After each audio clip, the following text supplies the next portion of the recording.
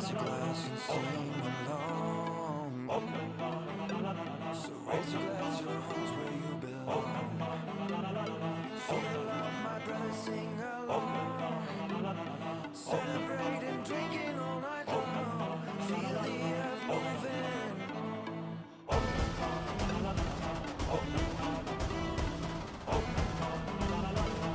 Just let it in and let it out.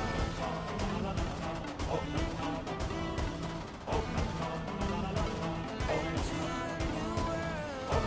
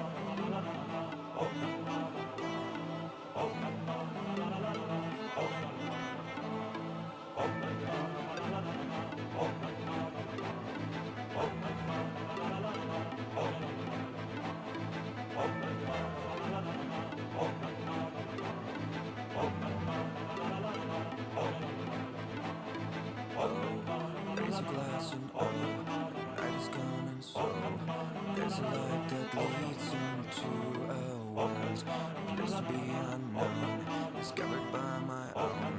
Raise a glass and sing along. So raise your glass, your home's where you belong. Feel the love, my brother, sing along. Celebrating, drinking all night long. Feel the earth moving.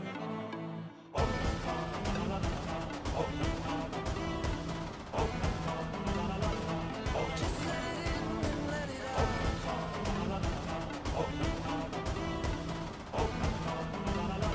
Into a new world.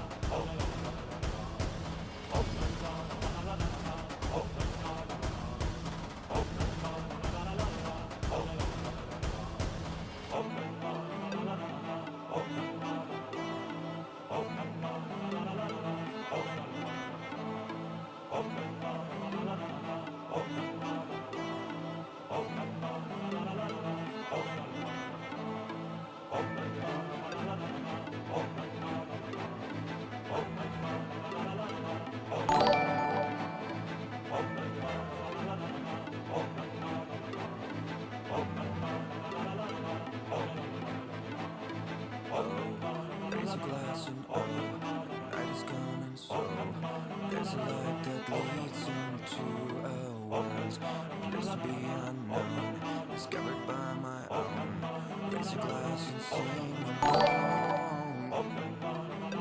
So raise your glass, your home's where you belong. Feel the love, my brother, sing along. Celebrating, drinking all night.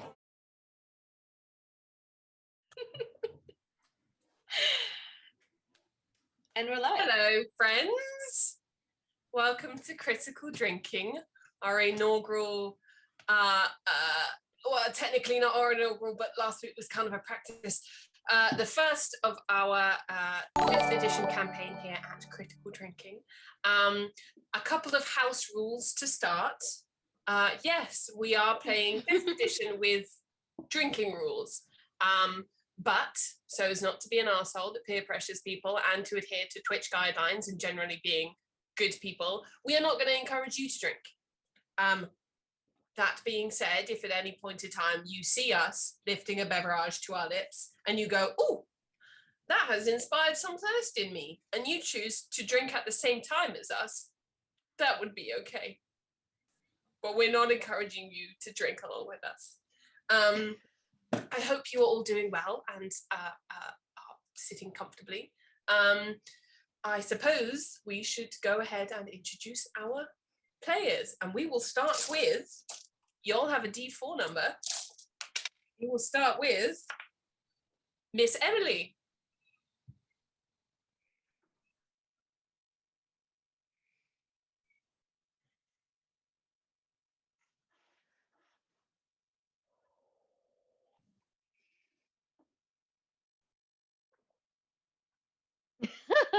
Oh, hold on. It says that Emily's muted.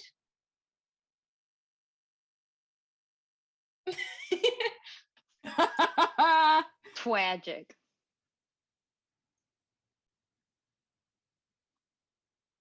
We will go with someone else first. So I roll the D4 again. And we will go with Sarah. Would you like to introduce yourself? Hi, I'm Sarah. I am playing a bugbear barbarian called Clara Corda Ursa. So anyone who likes Latin, I'll leave you to have a little think about exactly what that means. And oh, actually, one thing. What's everyone drinking tonight? Rum and Coke with my really tasteful funky 90s shot glass full of gin. So that'll be fun. I don't know how you do gin neat. I don't know how you do it. And slow gin neat, delicious, stunning, chef's kiss. And I've just noticed that the overlay just says sex number on it. That's fun. Wait, It's good. I love it. Pretty lit. I love it. Yes, let's go with Andrea. Introduce yourself to the class and tell us what you're drinking. So, yes. Hi, I am playing today Tiefling Druid. Her name is, well, her real name or her given name is Jafaris, but she changed it to Gwyneth when she decided she wanted to be a wellness influencer. So she's, just living her best life, trying to make it in this really hard world of influencers. And I am personally drinking Trulies because, again, but yeah. Didn't hear the end of that, but I assume you said basic bitch. Yes, I did. That's so that is correct. Beautiful. So here we are. Beautiful. And last but not finally, well, technically not last but not finally, but we'll go to you first, Sasha. But least. Go I'm kidding. you. Okay. I'm Sasha. As you may tell, I may be able to tell, I've already had a couple because nerves and performance anxiety. But I am playing a hill dwarf cleric named Mirabelle Montague, but it's pronounced Montague. She's a Southern Belle type, and she is on a mission from God to heal. Her god is Sharonlar, who is a god of fertility and courtship and dance. So she's gonna be a swell time. Yeah, heal some people and break apart some hearts. And Sweet Emily, how are we doing?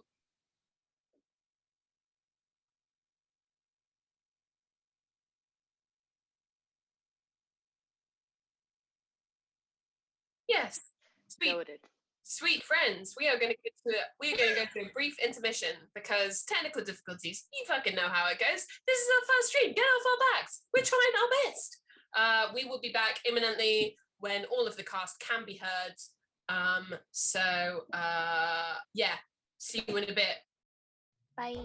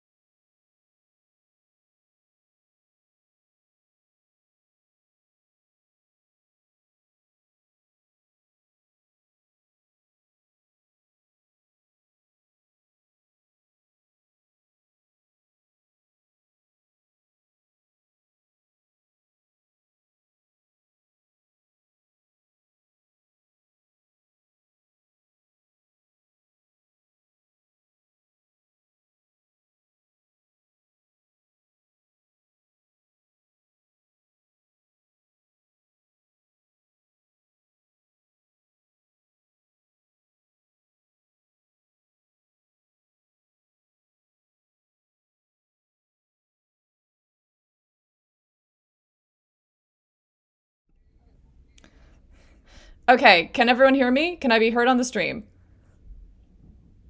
Oh, thank God. Okay. Yay. So now it looks like everyone can hear me, but not you guys. So I think so.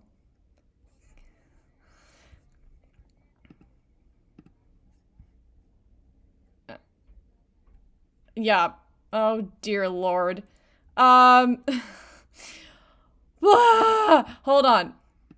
No, I apologize, guys. But I'm working on it. I'm gonna make a minor adjustment, and I think it's gonna go great. That is what I'm convinced of, and we're just gonna decide that that's gonna be accurate to our experience, and hopefully, when I do this, there won't be any echo to speak of whatsoever, and everything is going to be beautiful, and I won't have to cry.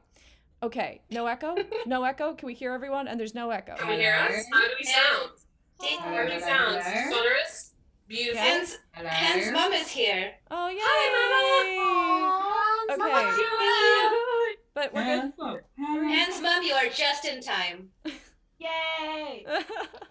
Did I get it? You have not Did- missed did it anything, happen? Mother. Slight robotic, but it seems there is a bit of an echo.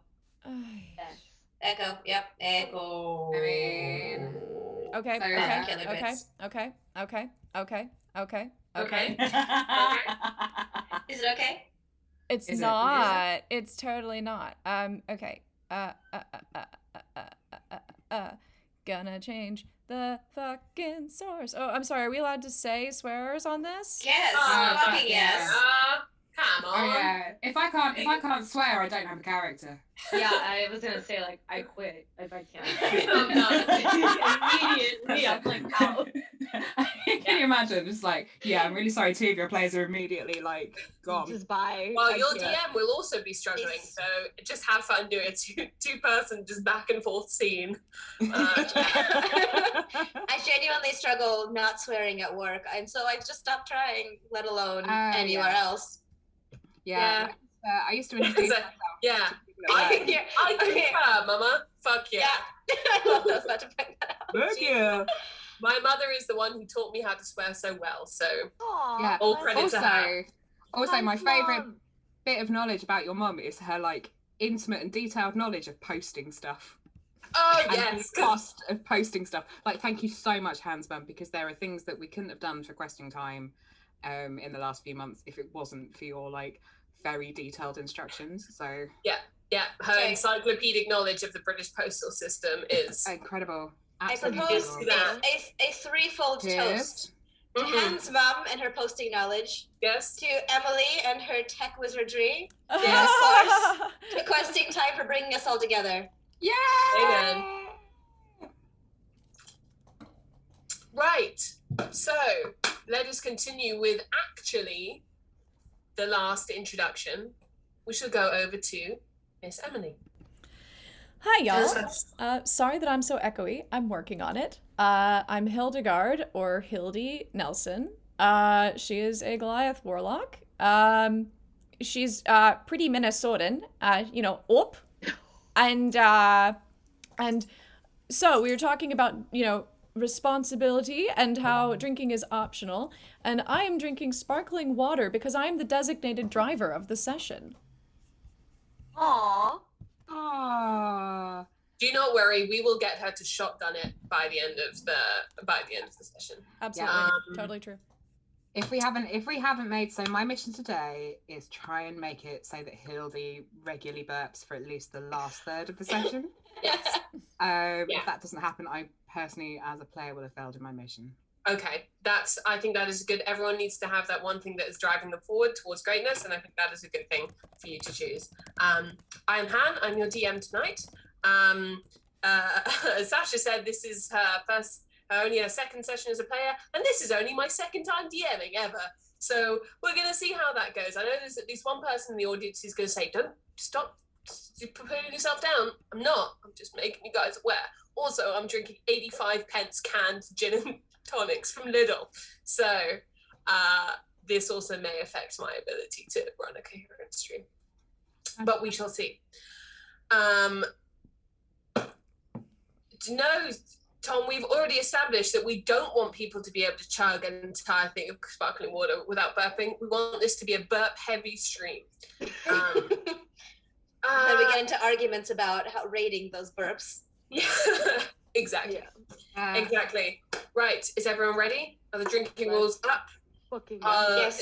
Is everyone hydrated and excited and Yes, ready always. to go? Always. Excellent. Then the proverbial curtain rises upon a town square. It is very early in the morning. The sun has only just come up, and the quite large town square is littered with the scaffolding and the carts of various market sellers who are setting up for the day. It's the end of the week, so they're getting ready for the weekend market.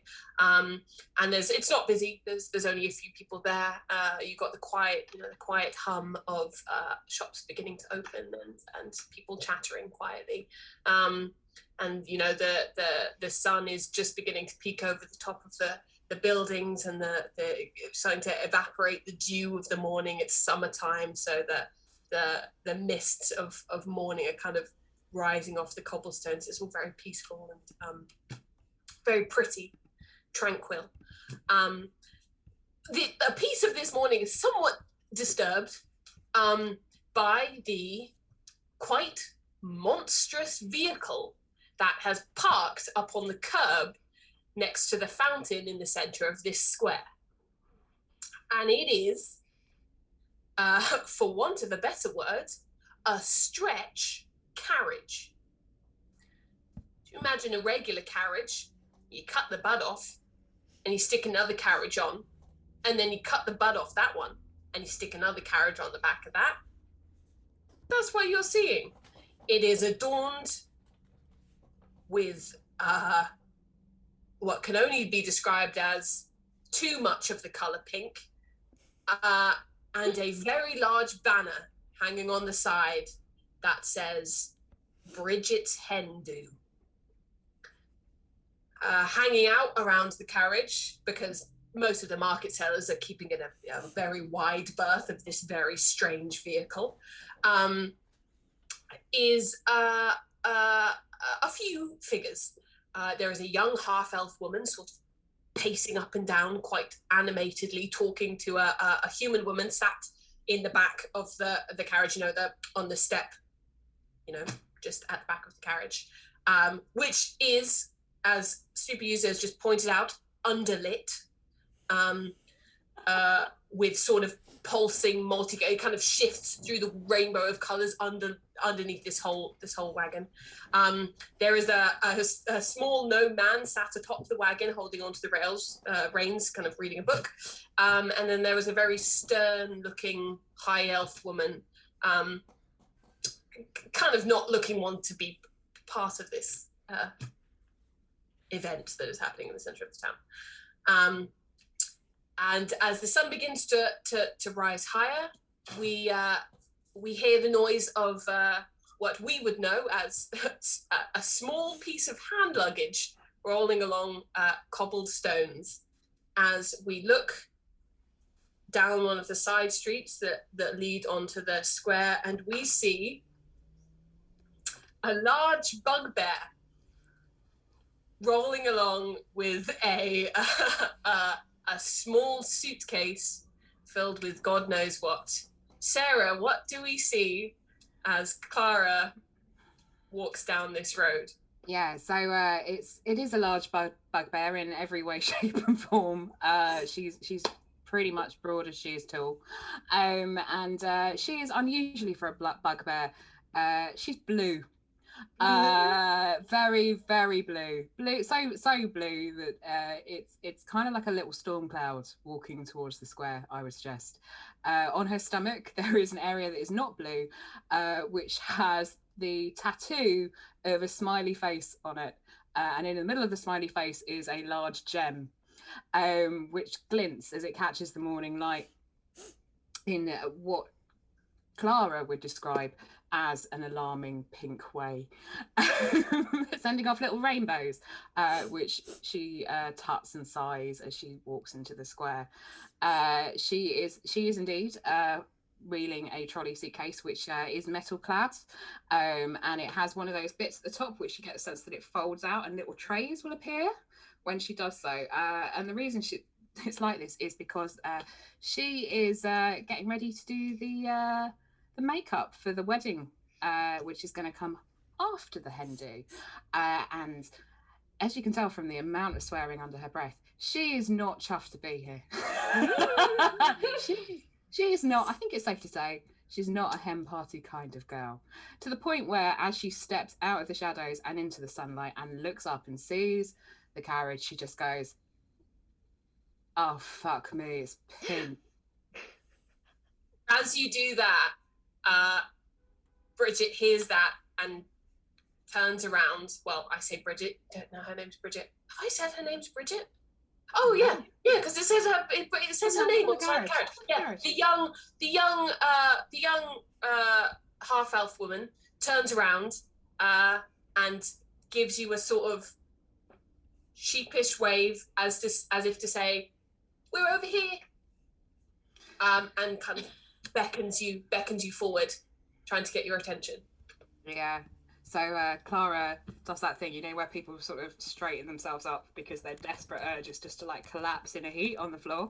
So like she pulls herself up and she wheels it towards her and she's like, "Hi, Bridget, how you doing?" "Hello, Clara. I'm very excited, quite nervous, because I don't really know how to do this, but I'm very excited. You look wonderful." Thanks. Well, I mean, like, regarding the nerves, on the upside, if it doesn't work out, you can always count this as practice towards the next wedding. I hadn't thought of that. Yeah. I mean, just think of it as a really good time that you get to have with some people that you like. And as I say, if it doesn't work out, hopefully you'll get another stab at it. Yes. Well, let's hope it does. Yeah. You know Catherine, and she gestures to the human woman sat in the back of the car, and Catherine just goes, "Hi. I think I met you once, but it's good to see you again." Yeah, nice to see you as well. Hopefully we'll all have a fun time this weekend. Well, yay! Yeah, we'll keep the little one in tow, and we'll be all right. And you know my mother, Imelda. You also met her once, I think. Yeah, I do. Hi, Imelda. Hello. And she literally turns her back to you. She's not trying to hide her disinterest in the entire situation. As those, I was going to say niceties will happen, but I'm not entirely sure all of them are nice. We hear the more sounds of clattering coming from a street across the road, and we see a very, very tall woman, also blue, dragging along presumably another bag, and before she even exits the street, as if she has some kind of sixth sense, Bridget spins around and says, "Auntie Hildy!" Ah! Oh, Bridget, it's so good to be here. I'm sorry I was late. The twins were, they were being a little fussy, which is weird because they were 15. Well, no, they are a bit fussy sometimes. I don't like to say it, but they can be a bit fussy sometimes. What do we see as Hildy pops out from this street? Hildy is trying very hard to be party Hildy, so she's got a feather boa on, while simultaneously this decently tailored purple, like, romper situation, and it's just and heels, which make her even taller. She's already 6'3", but she's also in heels, so she is just this massive feather boa, big sunglasses wearing Hell yeah. lady. Hell yeah. Yeah. Yeah. Yeah. And she also has just an excessive number of jingly bracelets on, so you can always just kind of like hear her as she moves. She's profoundly hard to miss. Because she is, I don't know if I didn't clock whether you said it, she is a Goliath. Yes. She is a deeply large woman. Very much in the way of Lady D, by the way. Big Lady D energy. Bridget just sprints off in your direction, and gives you a big tackle. I mean, she comes up, her head is literally like at your belly button, but she gives you a big rugby tackle hug and says, I am so excited that you are here. I did tell Mother that I thought you might be the first person here, but you're not the first person here, but you're not the last person here. So I'm just so excited that you're here, honestly. Oh, that's a relief. Yeah, when I was running late, I said to myself, Bridget's gonna be really disappointed if I don't show up on time.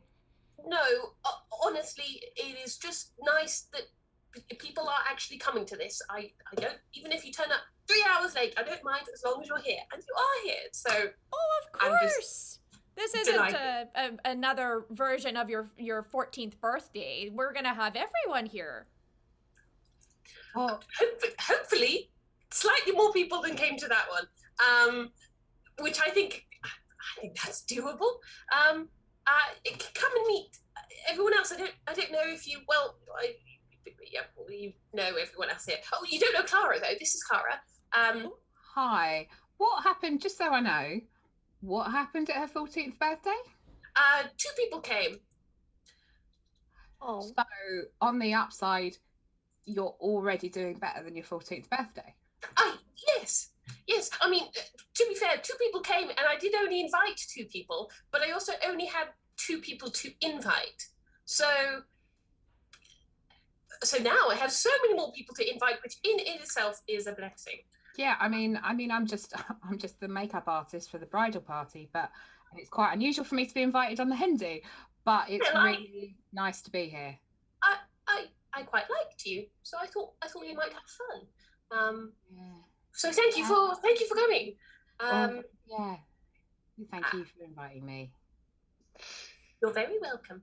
And at that, from somehow the perfect 90-degree angle from the last one, we hear another clattering down the street, and we see another quite tall woman, this time without blue skin, but rather the other gender, pink skin.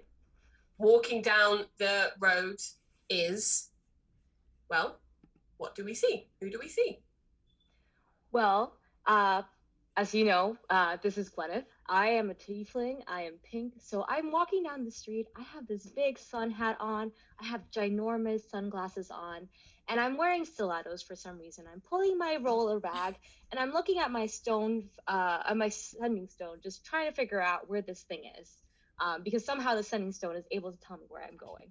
I look very confused, rather frustrated, and I look around and I see Bridget, and I'm like, oh, darling, babe, I'm so glad I found you. So I run towards her, and before she could even react, I'm already hugging her and probably just being all over her and just being, oh, I'm so sorry, I'm so late, but I'm so happy I made it on time.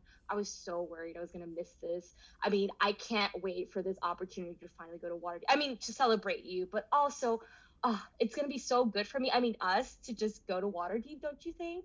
Oh, I'm so excited. Yes. No, thank you so much for coming. It is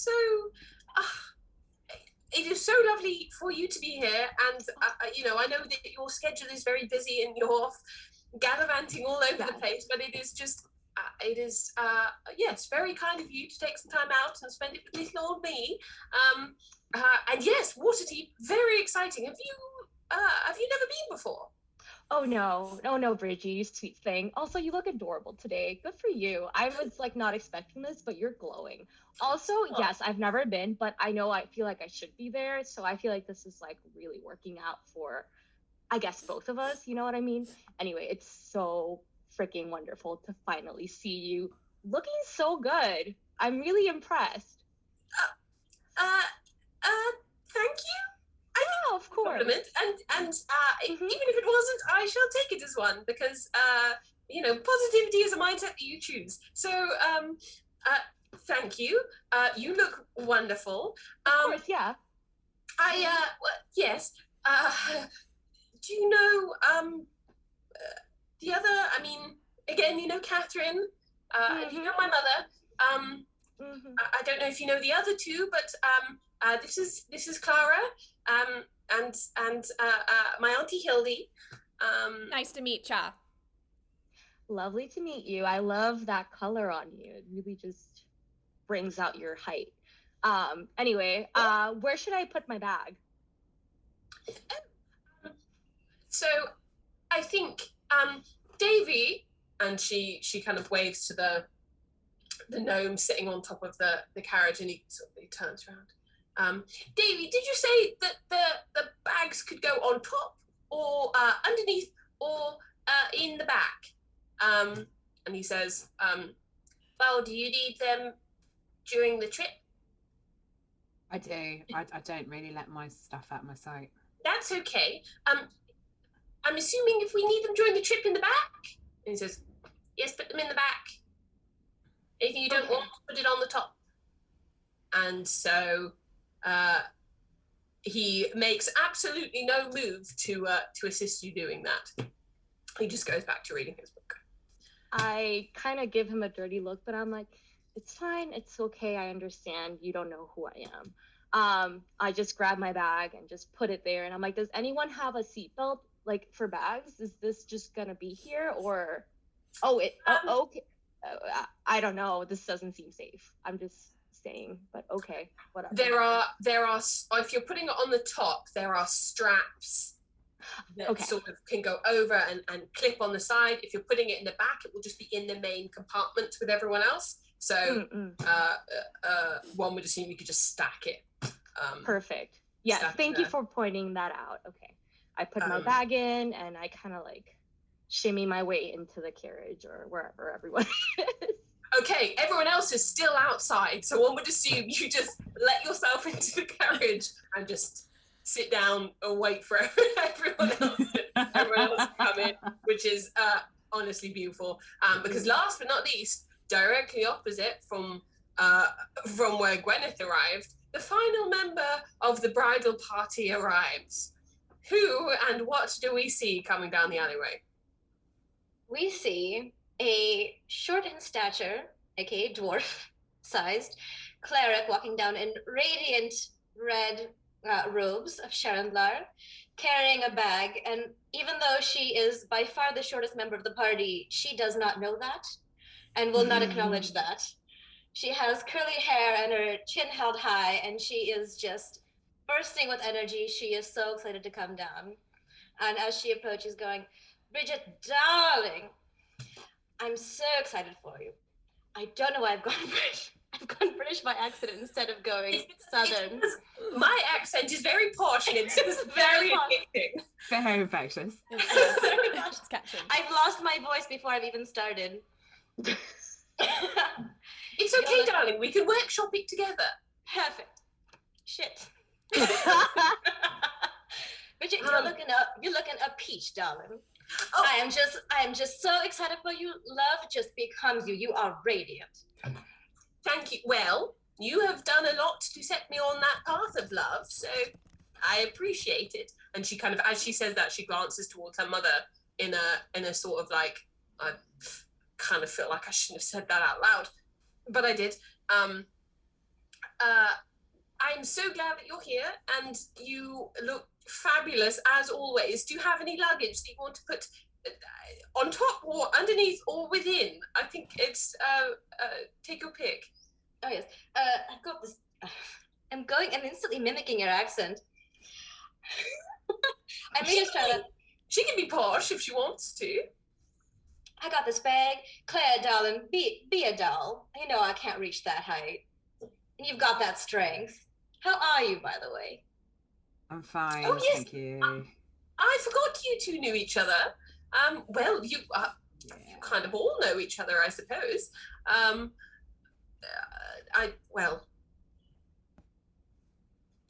You know Catherine?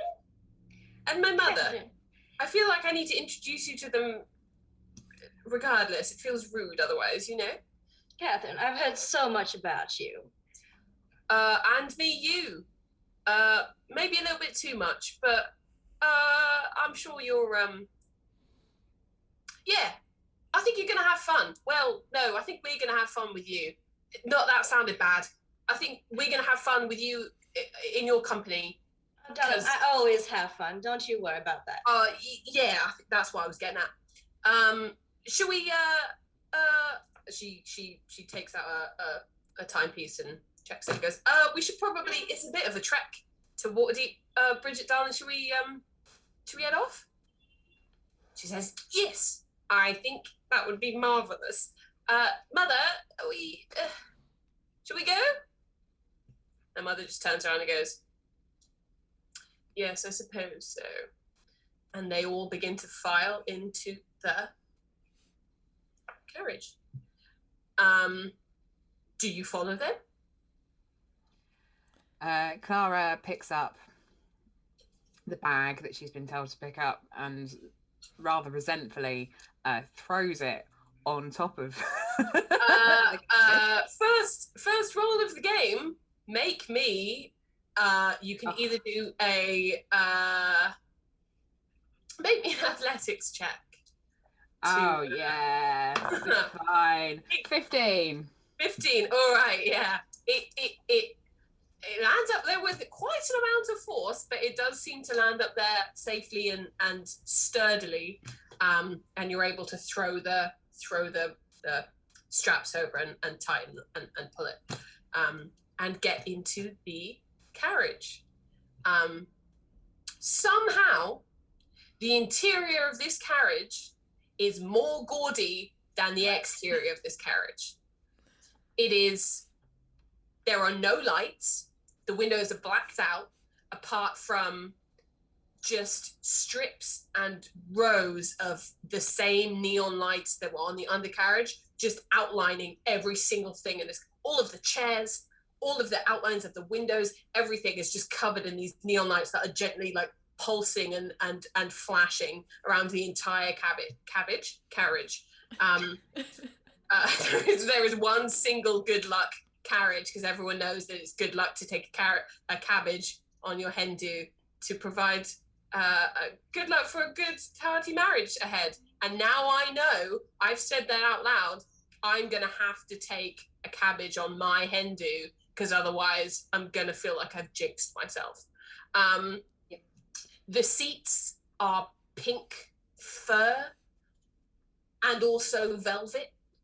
And can everyone make a perception check for me?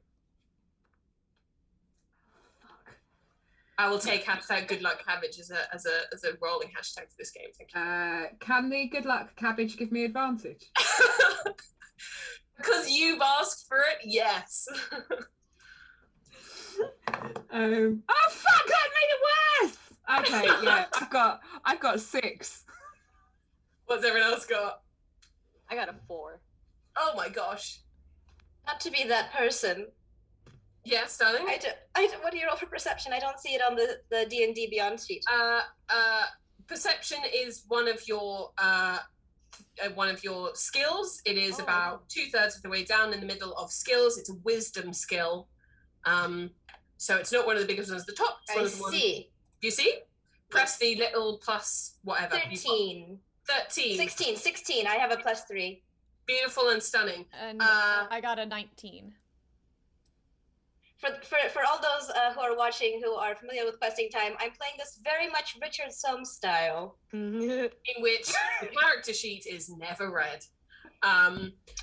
With those two above 10 perception checks, you can see that the entire top of the carriage does slide back, and it is a sunroof. Nice. Out of which you can hang. In terms of the rest of the carriage, there are 2 rows of seating down either side, kind of facing inwards to each other. There is a pole in the middle of the carriage. It's not very tall because even Bridget has to slightly stoop to get into the carriage. So Mirabelle, you probably have a pretty good time on it. Everyone else might slightly struggle to do anything particularly acrobatic on it. But again, you make the checks, we'll see what happens. Down one far end, so towards the driver, there is a big cabinet that is lit from the inside, probably the brightest thing in the carriage. And it is just filled with more bottles of different types than you have ever seen. And at the other end, there is a chest with just all manner of fabrics and sparkly things and feathers and whatnot kind of spilling out of it. And as you bundle into the carriage, Bridget's mother just knocks twice on the roof, and the carriage sets going.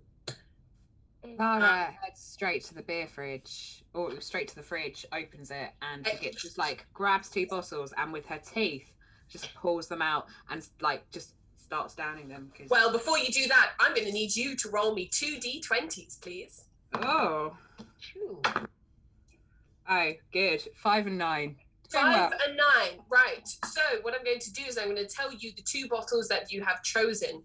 You can then give me an insight roll to see if you can work out what the liquid is. If you don't care, you'll just drink it. And if you don't like the sound of it, or you can't work it out, you can roll again to pick new bottles.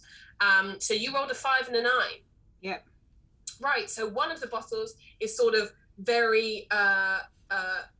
it's like a classic potion bottle with the neck and then the very round bottle. It's quite small, but the liquid inside is kind of pink and shimmery and iridescent. And the other one is also very similar, but in a tall, long bottle, and it is just clear, but with the most beautiful kind of iridescent silvery gold sparkles within it. Would you like to drink them? Yeah, and Clara's desperate at this point in time. She's aware that she's trapped in hell, so she's just going to drink it. Drink both of them at the same time? Yeah, 100%. She takes the pink shimmery one, downs it, and as she does, she's going to fucking hate this. She is surrounded by a very soft pink shimmery glow. Her entire body starts to glow a very beautiful shimmery shade of pink. But she'll be very glad because the other one she drinks it, and you get a very strange sensation, and you blink out of existence and end up on the ethereal plane because you have cast blink on yourself and will be blinking out of existence periodically for the next minute. Does anyone else want a bevy? Yeah, Hildy sees that and is like, oh, that looks fun. And she grabs one for herself and grabs one for Mirabelle. And handing it to Mirabelle, she goes, thank you for buying all of those push-up bras. They took me a while to sew, but like, you know, you were really helping towards Soren's college education there. What roll me 2 d20s. Awesome. Tell me, and in fact, roll me yours first, and then roll me the one you hand to Mirabelle. Okay. Let's take a look. Okay, so mine is a 14 and Mirabelle's is a 15. Right. So yours is a very kind of soft, amber, bubbly liquid. And Mirabelle's is quite opaque, milky, baby blue. Yours comes in like a standard clear glass bottle. And Mirabelle's is in sort of looks kind of like a test tube. Amazing. You can make inside checks to see if you can find anything out about them, or you can just fucking down them. Oh, I mean, I'm just gonna fucking down it. I'm just gonna be like, cheers! Cheers, yeah? Hell deep, darling. Chug the whole Thank thing. Hildy's gonna sip, but sip aggressively with ambition. Aggressive sipping. We love to see it. Make me a Constitution saving throw.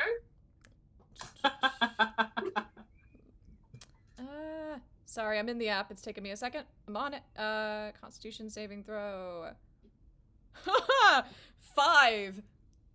That is, you are okay because the DC was 5 because this is just quite strong dwarven ale. Oh, nice.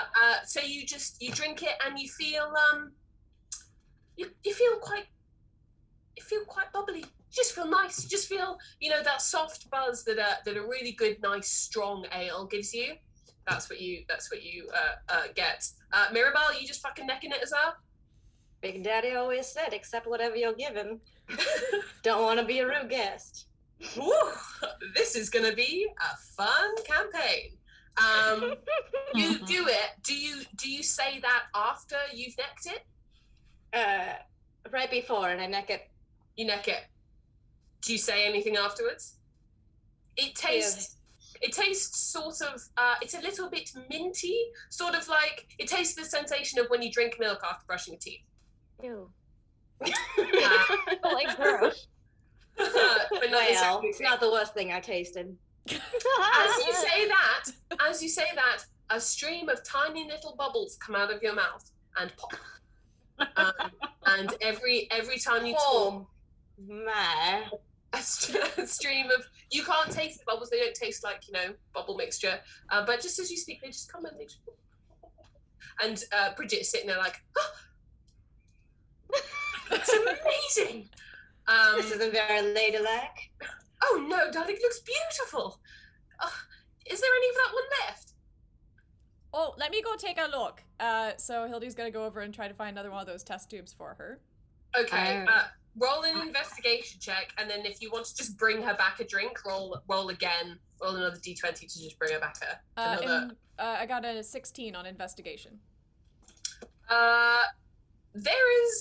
There is one that is similar. It's not quite as blue.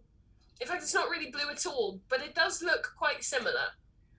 And at that point as well, Clara reappears and said, "That's not the first time she's blown," and then she disappears back to the ethereal plane. Yeah, you've got about 30 seconds more worth of good blink jokes. Absolutely, keep making this because it will wear off in about 30 seconds. It's sort of in a slightly chunkier bottle, and it's not quite blue. It's kind of more just like white, kind of opaque. Okay. But that's what you find. So Hildy kind of like examines it for a second and is like, okay, first of all, the woman who just keeps appearing and disappearing scared me half to death. Second of all, this looks similar. I'm not entirely certain it's the same one. So take a drink if you want, but just know, like, it's not blue. So I'll give it a go. And she pops the cork off and she just takes it and it's just milk. Aww. Of course that would happen to It's Bridget. just milk. Poor Bridget. So she's like, oh, well, this isn't quite as exciting. Would you mind passing me another one? Oh, Gwyneth, darling, would you like a drink? Oh yes, but I want to make sure I get one with the glowy thing because I definitely want to take a photo of it. I really like what the bear has going on, but the whole blinking thing is not really going to work out. Okay, Signal. give me an investigation check. Clara appears and you hear, "Fuck you, I'm not a bear."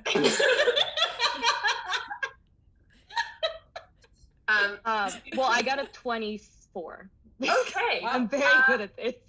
Yes, you can see that there aren't any more that do that pink glowing thing, but you see one that looks like the liquid that is inside of a glow stick. It's in a short little squat vial, and you think that probably will give some kind of similar effect. Okay, Sweet Bridget, I'm gonna take this. Can you take a video of it first? I just need this to, I just need this. Here, I'll give you. Just press this button right here, and I hand Wait. you my. You're You got it. My camera, your, whatever the your equivalent. tiny little sending stone. Yeah. Yeah, she goes, oh, I didn't know these things could take video, but Yes. that's fascinating. I modified it. Now I can send videos. Okay. She holds Okay, it up just in front of You you. ready? Oh, okay. I'm gonna. Yes, I think so. I popped it open. And okay, here I go. And I drink all of it. I When don't know what you- happens. You as it enters your body, that kind of, well, I suppose because your skin is pink, it ends up being quite like a sunset, like a blood orange. A glow starts to, from your chest and your stomach, starts to spread across your body, and your entire body, it ends up glowing in the dark. I love it. I'm here for this. You got the video, right? It's all good. You got it? Yes, I think so. She hands it back Thank to you. you. I'm going to wait. Hang on a second. I'm gonna roll. A dice. It was a 5, and you look at the sending stone, and it was a selfie the entire time. God damn it. I mean, I'm sorry. No, that's fine. I totally get it. I can take a picture of you though. You look amazing. You're right, I guess. But it's fine. I can do a selfie. It's fine. Anyway, yeah, cool. I love this drink. And then Imelda reaches to the bottom of the carriage and pulls it open, and just reaches down and grabs 2 things of just like clear liquid, and pours little shot glasses and quietly hands them around, and they are just like an elven liqueur that is just no magical effects. It's just going to get you buzzed. And so she sips it kind of slowly, and Bridget says, "Oh, Mother, why don't you take one of the fun ones? That's all you ever drink at home anyway. You must be bored of it by now." And Melda says, "No, thank you, darling. I think I will just be sticking with my usual poison." Catherine takes one, and she what is that? Oh dear. Right, she picks up a little vial, tiny little vial of thick black liquid. She necks it, and goes, "Oh, I'm not feeling too good," and promptly vomits, taking 6 points of poison damage. Oh, jeez. darling. Oh, jeez. I'm gonna kill my NPC off before you've even made it towards it. Oh, no. And Bridget's only friend dies on her head. Oh, just make a quick note of that.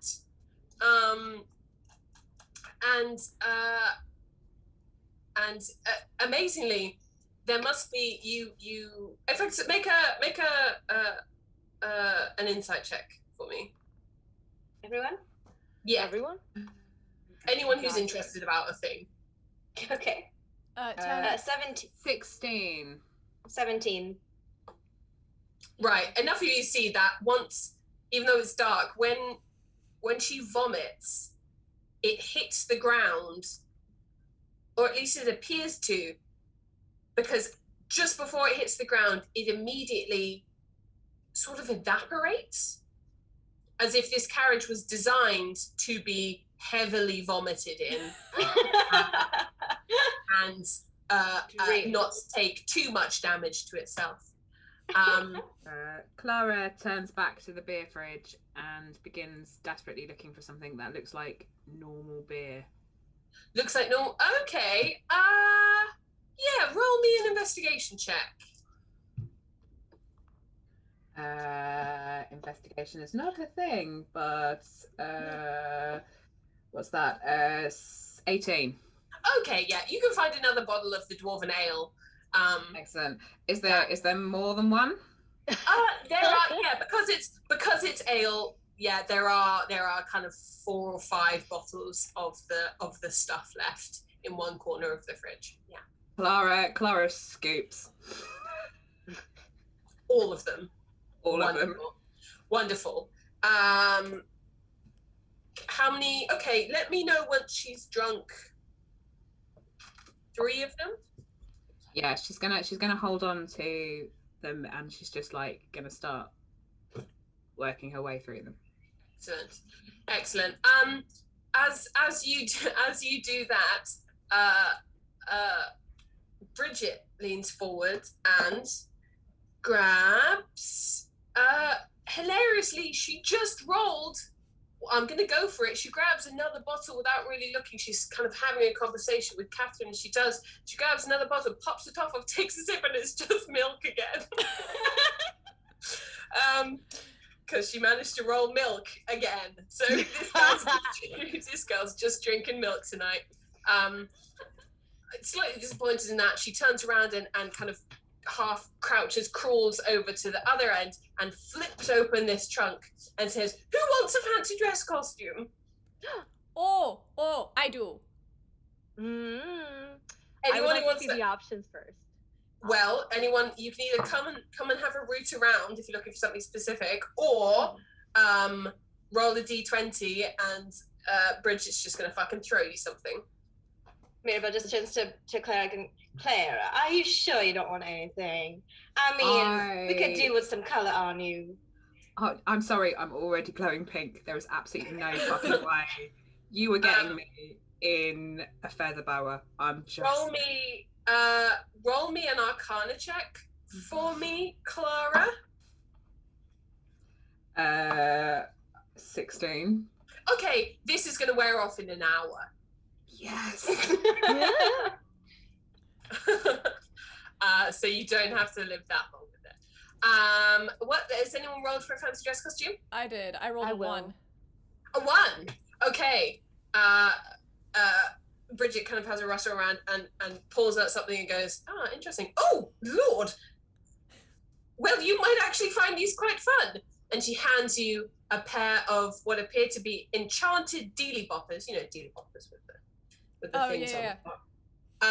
But they have tiny little human man penises on the end, which occasionally, due to the enchantment, seem to just shoot sparks up in multiple colours, sort of very similar to this, just multicolours. It feels a little bit inappropriate having this to my aunt, but I think you might find it quite funny. And Hildy kind of looks at it and just laughs hysterically. Well, when in Rome, I guess. And she puts it on her head and is like, nobody send this to my wife. It'll make her really confused. Clara, at this point, Clara spits the beer that she has in her mouth across the carriage. If it lands on any person, they are going to get beer on them. If it touches any single part of the carriage, it immediately disappears. And so, who are you sitting across? I am sitting facing Mirabelle. Mirabelle, make me a dex saving throw.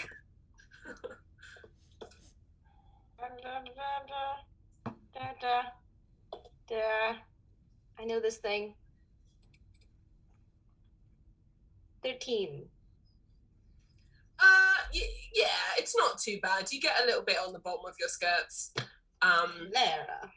But it'll dry by the time you get to Waterdeep. Anyone else going fancy dress shopping? I rolled an 11 for that. An 11.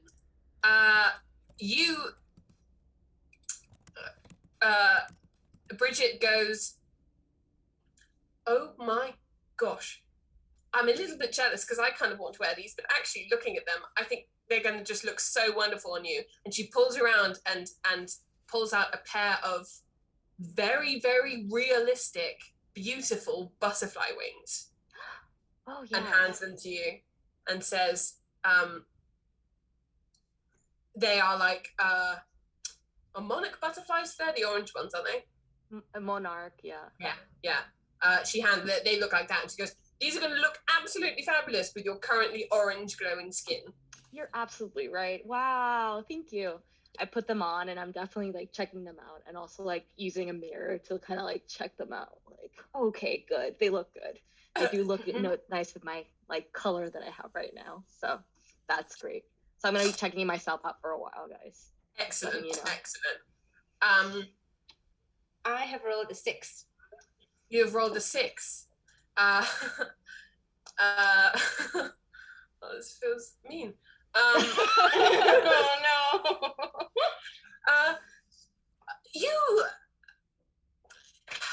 You look wonderful, Mirabelle, but you did just get quite a lot of beer on your skirts. So I found a whole outfit in here. If you'd like to wear it, we can get changed. We won't look. If you want it. What's the outfit? She pulls it out, and it is a sexy masked Lords of Waterdeep outfit. And that'd be perfect, darling. Don't worry. Just grabs it and walks to change it to it.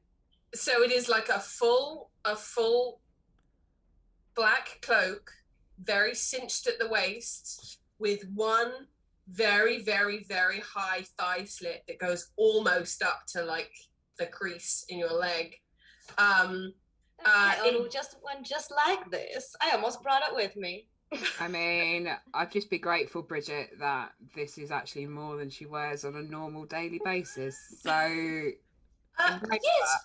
I have heard that, and I'm not going to say I was disappointed, but when you arrived, Mirabelle, I was hoping you would be a little bit more, Tell us later. We've got all weekend. This is very true. I am absolutely getting ahead of myself. I am so sorry. She pulls out a round disc and kind of pops it on top of her head, and it starts to spin and glow. And she's got a little like halo. And to answer Stupid User's question, yes, the mask does. It is not a full face mask. It is, which kind of defeats the point of the mask Lords of Waterdeep thing. Is a half face mask, and it's just got one eyebrow raised. My normal expression. Bridget turns to Clara and says, "Can I not just? You could just see what's in here and see if there's anything you liked. And you too, Mother." She takes out a pink feather boa and throws it at Catherine and says, "You put that one on." And Catherine goes, "All right, yeah." I mean, I still think I'm quite unwell, but she wraps a pink feather boa around her. Bridget, the only way you're going to get me in any of that shit is if you all pin me down and forcefully dress me. Could do that. I'm not going to lie, the nature of some of these people here, I feel like you quite like that.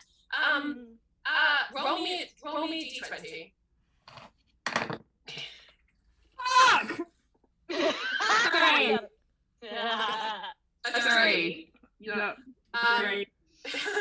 She says, "Are you sure? Like, you can match Mirabelle." And she pulls out a sexy city watch outfit.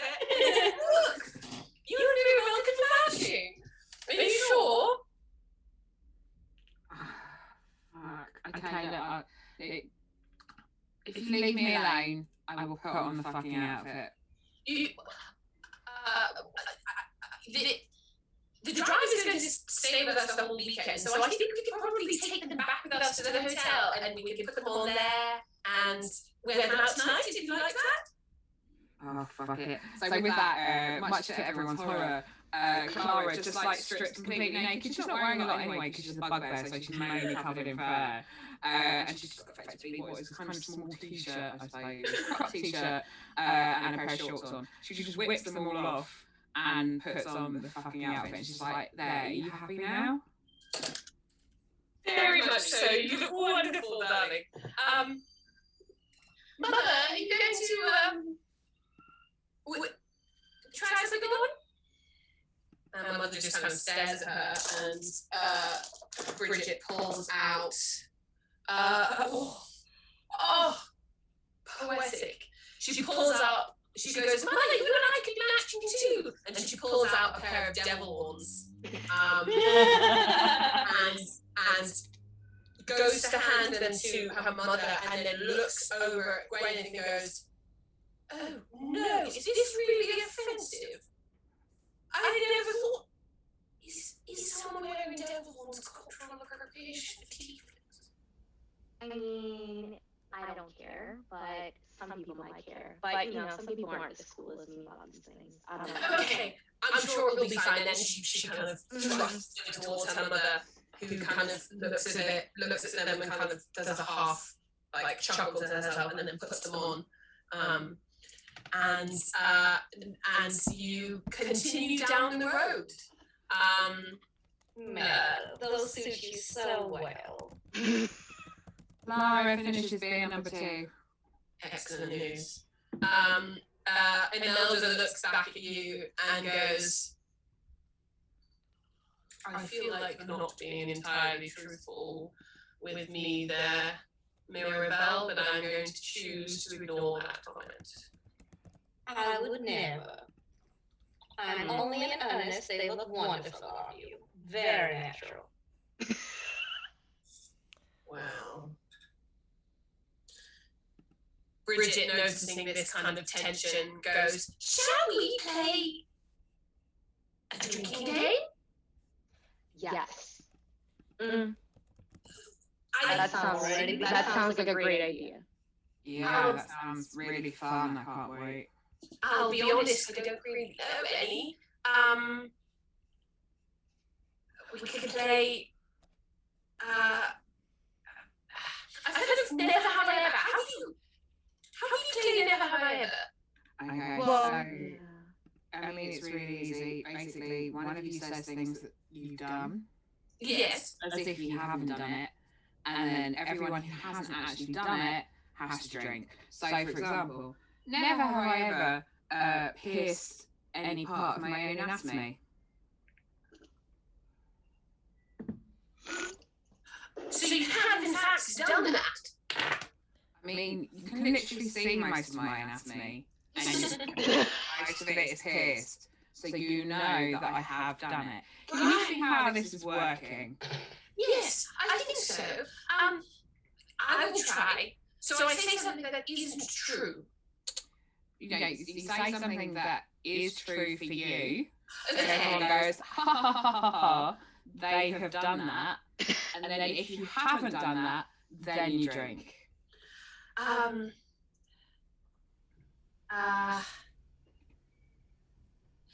have I ever had a party with less than 5 people.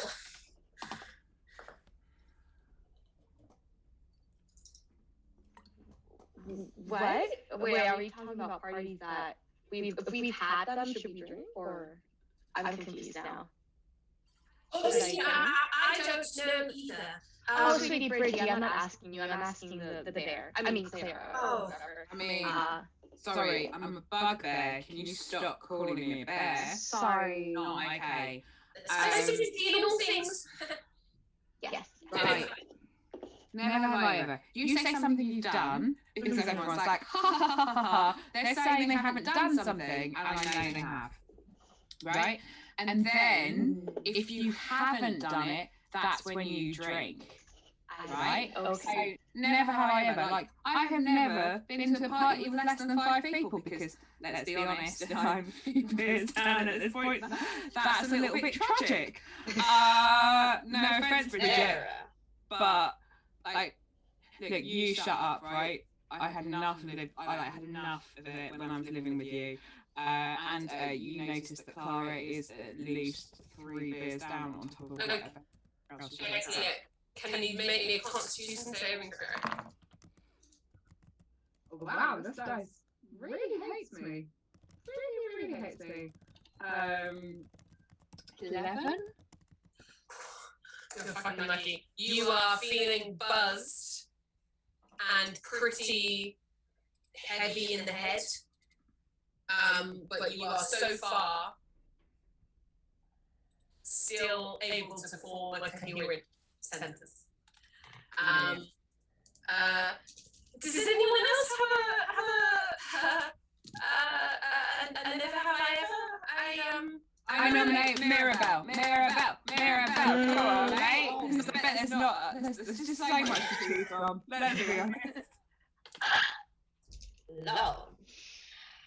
Well, never have I ever had an ill-advised dalliance with 3 hiles in the woods.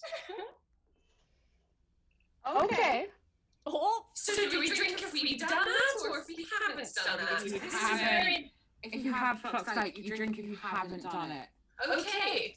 Drink, so like everyone except Mirabelle is probably drinking at this time because Mirabelle has done it. Because let's be honest, people, Mirabelle has done everything. Like Yes. everything. I wouldn't cast aspersions on my character, but so what if I lived a little? Respect that. I'm here for that. Female empowerment. That's exactly why I invited you along, because if we keep playing with just you doing it, I will get quite drunk quite quickly, I think. Mirabelle, do it again. No. Let someone else have a turn, don't you think, Clara? I think you do it again. You have done lots I of... don't want to start stories. I mean, you've heard them all already. Great! What have you done that is salacious? Let's see.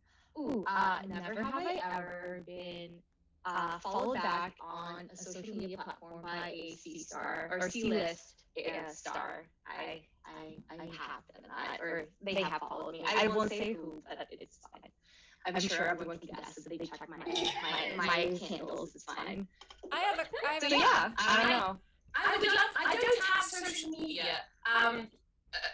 Mother says it's a blight on society, but I mean, go ahead and drink. I know then. I'm actually quite scared to, because I've just cracked open a can of Lidl's own passion fruit martini, and I'm quite nervous to have a sip. I have a question. This is Sarah game. Drink. Wait. Oh, I've got the cube. It's not too bad. That's a hard thing to Excellent. It actually just kind of tastes like water, which is alarming. But yes, it's 4 out of 10. Does it count if David Duchovny follows you on Instagram for that, or do I have to drink? I think he's more of an E-list, so I would definitely drink that. Fair enough. Okay. Wow! Unnecessary David Duchovny slander on this trip tonight. Damn. I'm kidding. What is it, 95? No. And moving on. Sorry, I'm also just like seeing this. I'm like, as a side note, it looks like there's no echo on me, but there's echo on everyone else. Oh, good. Oh, interesting. Are your headphones in? I don't know what's the... Yeah, and I'm trying to. Well, in all honesty, that might be my fault, because I'm not wearing headphones. Does this count as metagaming to say we need to drink at this Wait, point? I'm ahead of, I think, all of you. I've only seen Sarah say aggressively. I'm catching up very fast because I have just been drinking gin for the last hour. I think there's me, of us that are heavy drinkers, and the rest. One that isn't drinking, and then 2 that are moderate and sensible. Let me do a thing. And if this fixes the problem, I do apologise. I'm just being a fussy baby, and I don't know my headphones. So... Fussy baby is why I love you. I know. But I don't think it would be fussy baby, Yeah. fussy baby breaks most things. Let's see. Almost definitely my fault, but it's worth a shot. No, it's OBS's fault. That well, I mean, nothing is our fault. Everything is fault. Right. How is it going, and how do I sound? You can tell that I'm already flushed. I mean, Aw. Oh, Still bad? Still bad. I'm Okay. at the stage dunk where I'm like, oh, things coming out of my mouth before I'm moderating them. Well, if it makes you feel better, that doesn't help. Already meditating. I'm genuinely terrified to talk because I keep worrying that I'm going to come out accidentally mimicking Han's accent instead of doing this other one. And that's why I'm going to continue talking to you in a sort of like really like barrels, like yeah, mate, like. Thank you. It's genuinely helpful. I It's worse now. It's Yeah. worse. So I'm gonna. If it's all right with everyone, I think we'll go to intermission really quick while I try to make some adjustments. Let's go to intermission so I can get something that's not like. Wait, Titus is clear. What the hell? What? Is it speaking of Zoom twice or something? Emily? Okay, can we? Oh, no, that's not good. I beg this as a prayer. Can we please go to intermission so I can get something that's like. Yes. Yes. As the party continues down the road, they continue to drink and be merry and play. Oh, no. And we shall go to a short intermission.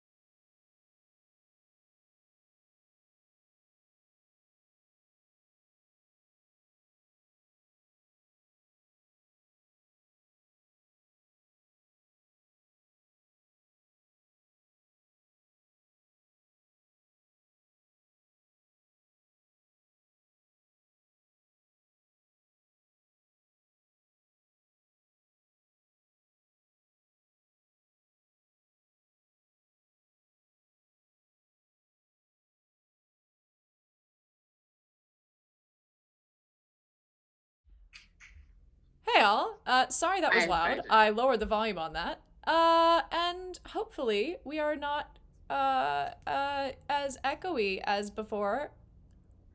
Sounding good. Woo! Oh, thank God. Yay! Oh, Yes, thank God. The best. Oh, fuck yes. Guys, Mess up. fucking drink to this. Slasha! bless Emily. Lasagna! To Emily. Oh, thank you. I don't know what I did. So- Yo, I may not be on Sarah's level, Did it. but I'm not far off. I mean, On the- I've been on the happy drinking scale. gin solidly for the last hour and 30 minutes, so I don't advise that. This is yeah, we are perfect. And back in the carriage, things have also started to get slightly squiffy. Have people can everyone make me a constitution saving throw? Wait. I was gonna specify I was drinking just fucking everyone. I'm sorry, did you say that Clara's fucking everyone? Because that's very much the realms of Again, things that Clara would do. we'll get to the evening.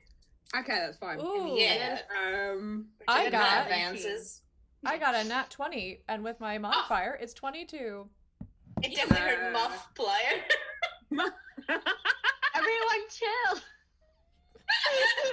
So in the realms of muff flyer, my muff flyer is 12. Okay.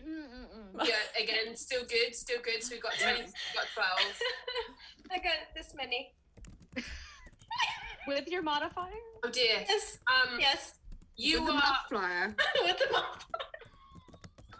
Gwyneth, how are you doing? Oh, I got a 17. I'm Okay, you're I'm fine. chilling. I'm doing good. Mirabelle, maybe you just haven't partaken recently because your business at the temple has kind of taken a lot of your time, so you haven't had the chance to really get fucked up recently. You are not feeling great. I will amend your character sheet for you, but you are taking 1 level of exhaustion because you are getting drank. Frank. You have disadvantage on all of your ability checks. So if you refresh your character sheet, that should update as such. Yes, things are starting to just see double slightly. You're just feeling a little bit iffy. And as you continue on, you've been riding for a couple of hours now. You have had a break. You've stopped and walked around and stretched your legs and probably done a little tactical vomit on the side of the road. And you approach the gates of Waterdeep. You see the city wall and the gate leading from the main road down from Briarswood. As you approach, Catherine leans over to you, Hildy, and says, Hildy, do you want to play Truth or Dare? Oh, sure, yeah. What's up? I dare you to try and see if we can get to Waterdeep free. Now, you know that everyone entering Waterdeep has to pay a nominal fee to enter through the gates. And she said, I bet you could probably chat one of the sea guards. See if you can get him for free. I think that would be funny. I mean, I could give it a try. I mean, you could do truth if you want to, or you can just drink if you're a coward. But I think it would be funny. Oh, well, my patron wouldn't want me to be a coward. So, let's see. You know what, though? I think, I might not be the person that the guard would be most receptive to under the circumstances. I am willing, but I think I'll go for a truth. I'm gonna go for a truth on this. Oh. I hadn't really come up with the truth. I was just kind of hoping that you would. Is it? No, I can ask you truth. I can ask you truth. Clara's got a thing. Is it true? Is it true that you never really liked Bridget's side of the family? Oh. Well, that's really cruel. No. I have a certain amount of fondness for them, you know. They're certainly not people that I'm like, you know, let's go drinking with all the time, but you know, they're perfectly fine. Clara, is it? Yeah. Yeah, it's Clara. So right. So, I suggest that we just. I'm gonna get my tits out for the Waterdeep guard. Bridget looks over to you and says, "But you don't really wear shirts, so aren't your tits kind of always out?" Yeah, but at the moment they're confined by what I would describe as a corset. It is. I would say very perky. I'm very much enjoying this. It's doing a lot for you. I will say that. Imelda's just sitting there, just with her head in her hands, one of the car, just like, I don't want to be any part of this. So are you going to take Catherine's suggestion and try and chat up one of the guard? No, I'm just going to get my tits out. Yeah, you know, I won't have to talk to them. Same old Clara. Nothing changes, I see. I mean... Fuck you, Mirabelle. Like, actually, fuck you. Like, we were friends. I didn't know the kindnesses for you. We were. Excuse me. We were housemates.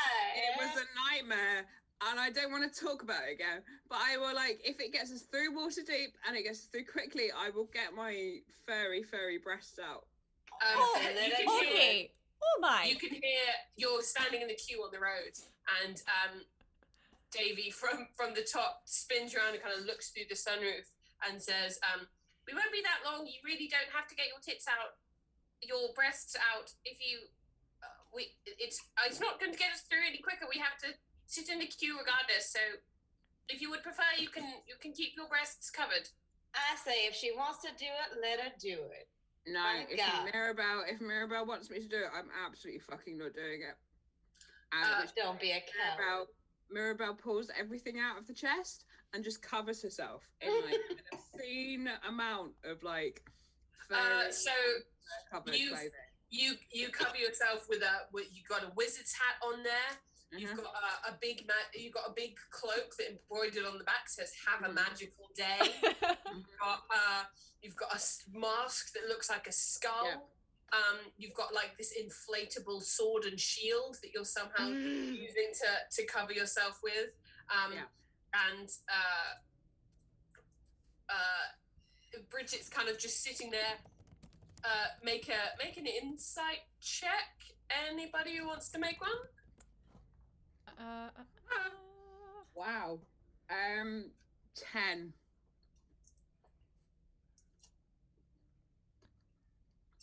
Yeah, I got an 8. 16. Nice. 7. So Hilda, you're the only one who sees this as Mirabelle and Clara start kind of sparring. Bridget's sitting there, sort of getting closer and closer to tears. Aww. And she's like, Oh, sweetie. Oh, are you okay? What's going on? I don't want people to fight. Oh my god. I'm not fighting. I'm disguising. I thought we were friends, darling. Bridget, don't you fret. We're not friends. She's a fucking cunt. We're just having a friendly disagreement. Fucking like. I think her tits are fabulous, and she should definitely get them out if she wants. And that is part of the problem, right? But we're not fighting. Clara, we're friends. Spare the poor girl. I grab Bridget and I'm like, honey, just look at me. If you keep crying, your makeup's gonna run, and then we can't take photos of you. So just try to keep it together, okay? Just like think about that, okay? I promise. And Okay, good girl. She's so strong. Oh, Yeah, I love you. sweetheart. It's fine. It's fine. Listen, we're gonna have a swell time. Hildy, That's all I perceiving. want is for everyone, for all of my friends to just come along and just have a nice time. That's all I want. Oh, we love each other. Bridget. Yeah, we're like Aw. great friends. Bridget, come in for a hug. I want a hug. Bridget, hug me. Okay. Hug me. With He all comes the, in. He comes in and all gives the you. fancy dress. She just sort of lays on the pile of fancy dress on top of you. Sort of, I like this. This is very nice. I like this as well. It's working really well for both of us. I know that some people are a bit rude to you, but I feel like if everyone had the opportunity to just hug a bugbear, a hug bear, they would see that you're actually very soft and really quite lovely. Oh. Yeah, Exactly. and that's why we are known as the Care Bugbear Tribe. Yes, Aww. you are very soft. Because we are. The carriage starts moving again. And Davy said, "See, I told you we would be moving very swiftly. If you have got your breasts out, I understand. There's no need to do it to expedite our journey, and you are indeed fairly swiftly through the gates of Waterdeep." Brilliant.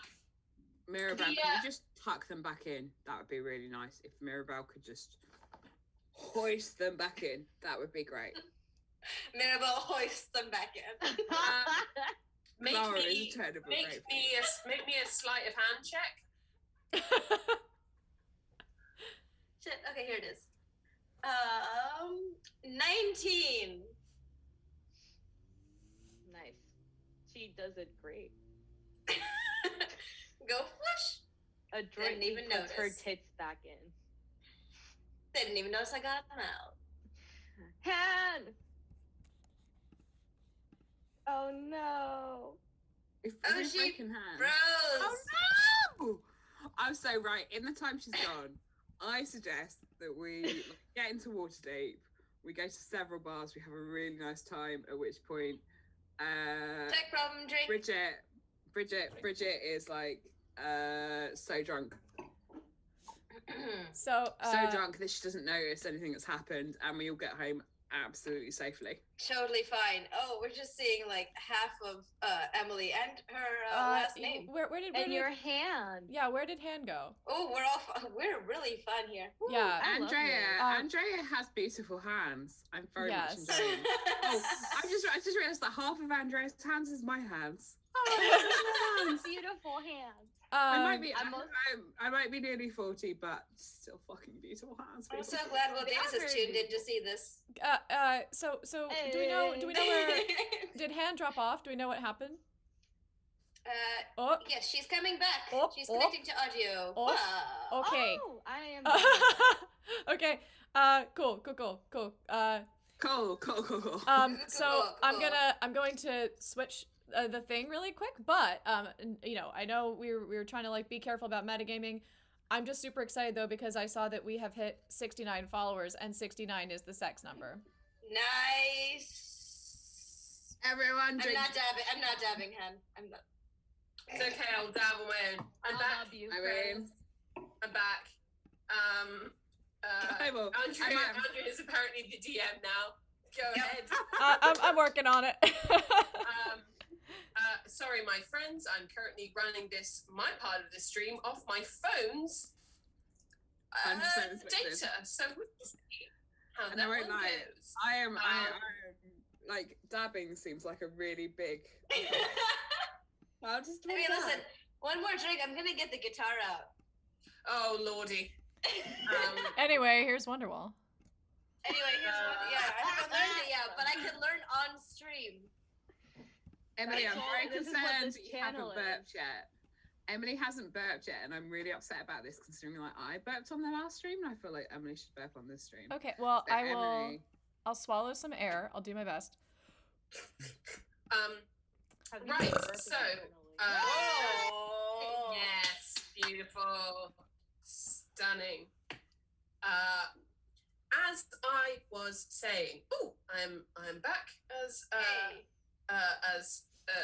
Drink some water. stream leader. The carriage begins to drive through the streets of Waterdeep, a city very much clearly not built for cars or carriages, rather, like this.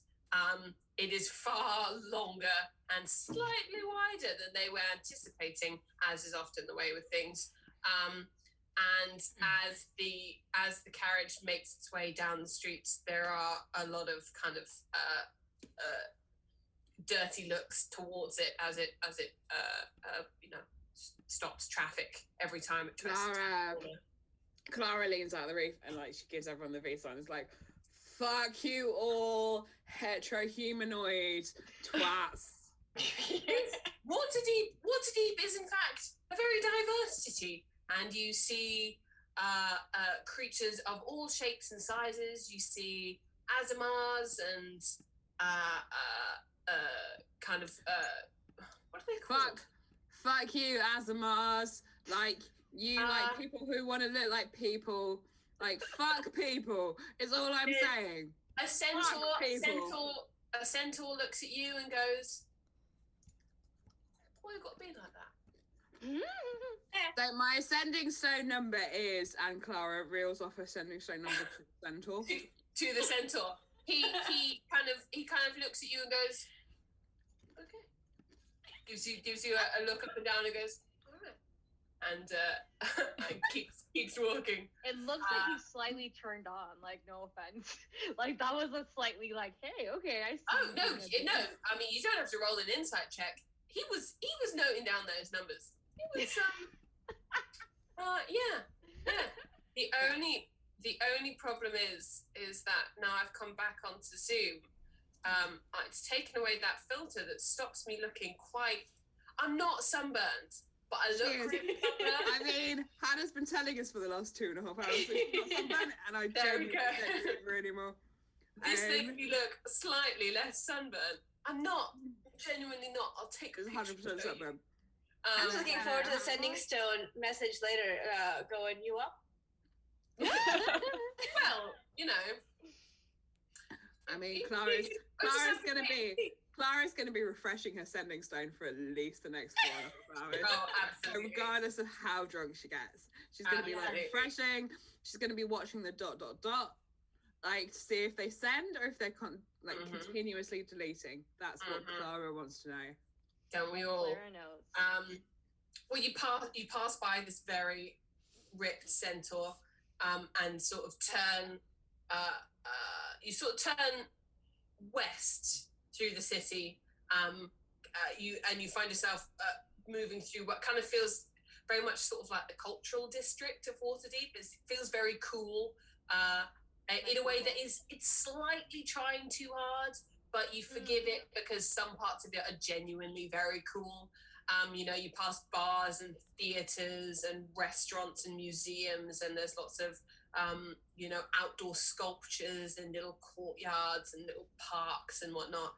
And it all generally looks like pretty cool. As you keep stop telling me I look like I caught the sun. I did wear sunscreen. I always wear sunscreen. I have a slight red undertone in my skin, so when I tan, I look at Stop distracting our DM. Stop She distracting called me. the sun, little darling. We need to She know called about the little parks. sun, but it's Yes, all right. yes, there are beautiful, very, very pretty, little parks and fountains and all that kind of stuff. And the carriage eventually goes all the way to the bay. You can see the ocean out in front of you, and it turns and pulls up in front of a hotel that is literally on the coastline. There's the docks in front of it, but you are right there.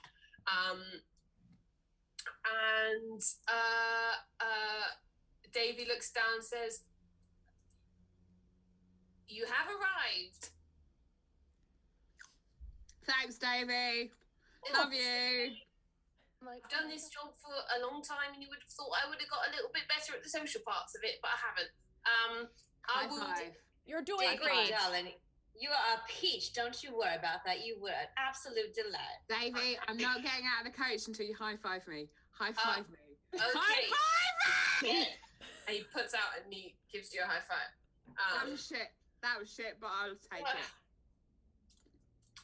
I'm sorry, your hand is very large and I am sitting literally on top of a car. So the distance is a bit tricky. I can be here to drive you wherever you need to go. I believe we have a reservation. He looks down at Imelda to like confirm this. I believe we have a reservation at a bar not too far away for in a couple of hours. So I will be here to take you there. Just so you know, Clara has drunk all of the beer. Okay, make me another Constitution saving throw. I won't joke, I just rolled a 1. Drink. An actual genuinely 1. Okay, well, everyone take a drink. Oh. So And Clara, as you 3 together, including my actual stats. Okay, so you did roll a nat 1. As you, it's one of those things where you know when you've been sitting in a place and drinking for a long time, and you kind of feel alright, and then you get up to go and move anywhere, and you're like, oh, I made a terrible, terrible mistake. As you step out of the van, your head just absolutely feels like it's been filled with lead. You vomit on the side of the road, and you have, I will put it on for you, also 1 level of exhaustion, which means you, in fact, you got a nat 1, so you have 2 levels of exhaustion, which means not only do you have disadvantage on all ability checks, your speed is halved. So you're going to be moving around quite slowly today. Fighter in the party. But I like to think if she did that she still has her like tattoo gun in one hand. And it's kind of dangerous. Honestly. You've still got everyone unloads all of their stuff, and you know, start dragging it up to the front of the hotel. But as most of you get to the front of the hotel, you turn around and you see that Clara is very heavy-liddedly just like dragging her stuff very, very slowly. Get a move on, darling. We don't have all day. Fuck you, hostess mate. And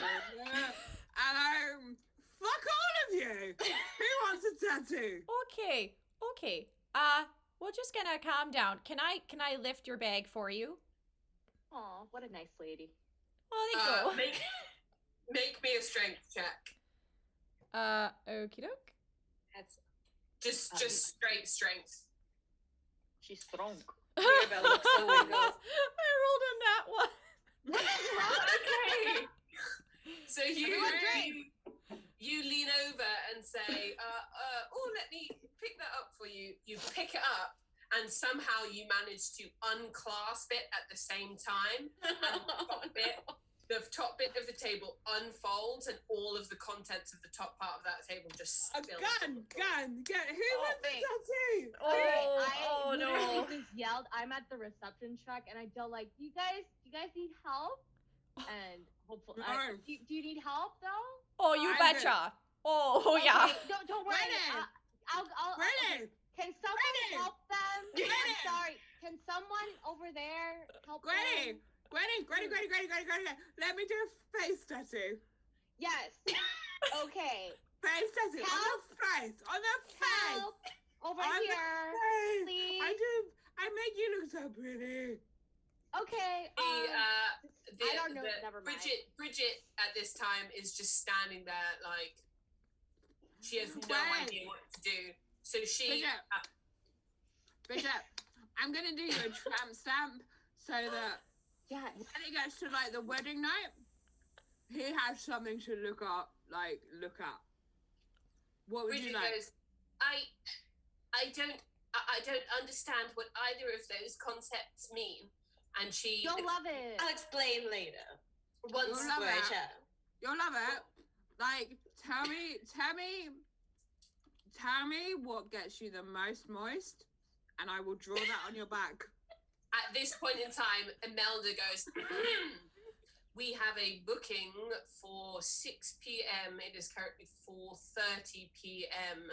This booking was not easy to make, so I would ask you all to come inside and dump your bags and possibly have a very cold shower. Once you have done that, I can't stand up. I can't stand up. A minigame question. If I cast any like healing, like what would help in the situation? Because I think at this stage you could maybe make Clara get drunk. I don't know whether you can make Sarah get drunk. Bridget, I want more costumes. Give me more costumes. I'm going to cast command. Yes. On That's a good idea. But I have a one-word command, so I have to think of what one word that is. So, while this is happening, Imelda has gone into the atrium of the hotel and is talking to people. And she comes back outside with two very large, burly security guards. And the woman walks over and picks up basically everyone's bag, just two under one arm, two under the other arm, and starts making she just picks them up and just walks inside. Clara, I want that one, and I want that one, and I want that one. At that point, Mirabelle casts command on Clara, going, Clara, that one. quiet. Nice. Command is a wisdom saving throw. Yes, you have to clear 13. Oh, I have. Roll me a wisdom saving throw at disadvantage, please. Yes. At Disadvantage. Because you are drunk. No. Okay, so enjoy this, children. I rolled a 14 and a 13, and my wisdom is +2. So Excellent. fuck you all. So you just make it. I made it. There's no just. I happened. Oh no, you did just make it. No. The burly security guards, the other one who isn't carrying all of the bags, walks around and kind of stands and looks over you, Clara, and says, "Do you need some help getting inside?" I mean, I need some help. Generally. How long have I got you for? You've got me for as long as it takes me to pick you up and carry you upstairs. Run away! No. Do not worry about me, ma'am. Trust me, this is my job. Do you need some help getting inside? I need so much help. All the help. That's Right. all I'm saying. All the help. He is going to pick you up and grapple you into the hotel. I mean, Clara's not going to resist. She's not going to resist the grappling. Excellent. So I was gonna. It is a strength contest. No, you just get picked up and sort of hoisted into the hotel. No stopping. The door opens and he just starts walking like you're a piece of luggage, all the way up to the room. So you're actually probably the first person there. After this scene happens, Imelda kind of stands around and looks at everyone else and goes, "Are you quite ready?" Oh yeah. Thank you for sending Imelda. the burly people. You're really That's you're really okay. clutch. And Imelda, I'm sure they are used to this kind of thing. I'm not, but they can deal with it. And she kind of gestures you inside. As you enter the hotel, it is absolutely stunning. Like, fucking marble floors, gold cut, like very, very beautiful. And in a lot of other contexts, might have looked quite tacky, but the way they executed, it's just stunning. This is an expensive hotel. Someone has spent a lot of money on this trip, on this, even just this specifically. You go up to you get into a fancy elevator, and you go up almost to the top of the building. And when you get out, Imelda says, "My room is this way. I think you ladies are over there. Follow the man carrying the screaming bugbear, and you should find it. If you need anything, that's my room there, but I hope you should not, because you're all grown women, so you should be able to handle it. I will see you at 6 p.m. And she turns around and walks off and unlocks her door and goes in. And from down the corridor, you can hear, "I don't want anybody else when I think about it." She, Bridget is kind of, she's trailing along behind, sort of trying to dance as if she is on board with this whole scene, but you can tell, you don't even need to roll an insight check, she is like, what is happening? The rooms itself, it's you open the door and it's sort of like one big circular room with lots of doors going off it, and you can see that all of the doors are open and they lead to individual bedrooms. So it's like one sort of like a dorm room, but with individual bedrooms and then one big shared area, and all of your bags are stacked up in the middle of the room. So what would you like to do? Who wants a tattoo? I'm gonna go take a bath. I will see you guys maybe in like 40 minutes. I'll just see you right before we leave. Maybe. Do you want a tattoo while you're in the bath? Because I can hug it in and it will be fine. I love that. I really do. But how about we do that later? Yeah? Okay. Sounds great. I close the door in the bathroom and lock it. Bridget, I think I should give you a tattoo now. I would like that, Because, but I feel like I would like a tattoo to represent the memory of this trip, and we haven't really made enough memories yet. So, do you think we could get it at the end of the trip? I mean, Bridget, like, I won't lie, you're in a lot of my dreams. So I feel like we've made a lot of memories together, and that we could, like, I could depict those memories now. Okay, we're going to park that, because that's something we should probably talk about later. The whole dream thing. But Bridget, I'm just gonna say this now. I love you. Don't marry him. He's not good enough for you. I'm good enough for you. I open the bathroom door and like, no, I don't want you to. Yes, darling. Bridget, Want you to join in. Get out now. No, like, Bridget, I love you so much. You're very sweet to care, Mirabelle, about me hearing someone opposing to my upcoming marriage, but I am very confident in Brom and me. So it's going to take more than one heavily inebriated bugbear to try and change my mind on that. I love you so much, Bridget. Yes, I think I would. I don't think I would make you happy, Clara, darling. I think possibly a good idea would be for you to go and have a quick lie down. I'm also going to go have a bath, I think, and then get changed. I come in the bath with you? No, No, absolutely not. No. Oh. Thank you, Hildy. Yeah. And you're handling yourself so well, you know? You stuck to your guns, and that's great.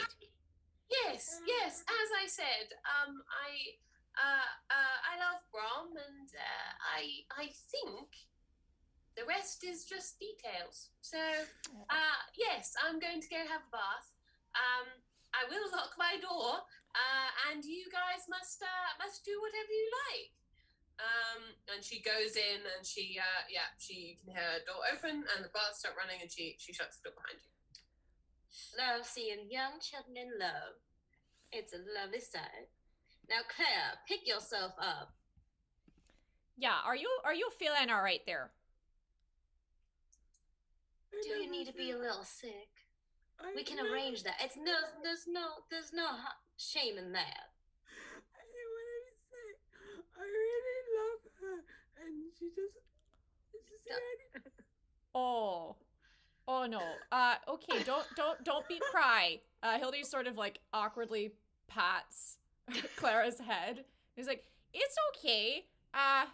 You know, sometimes people don't love us the way we love them, and other times you forget your hacky bag and you have to sit on the bench the whole time. You know, it's all the same sort of vibe. And ultimately, it's okay. Someone's gonna come with spare equipment in no time. And I think I didn't mean that to be as vulgar of a euphemism as it is, but it does stand. The point does stand, okay?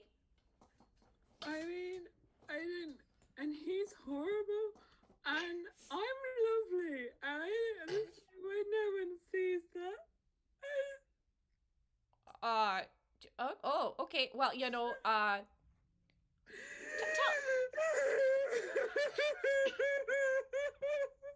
Clara, what would it take for you to take a nap right now?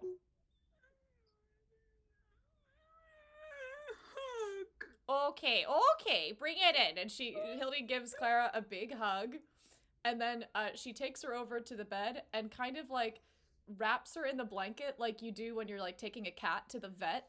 It makes a little burrito.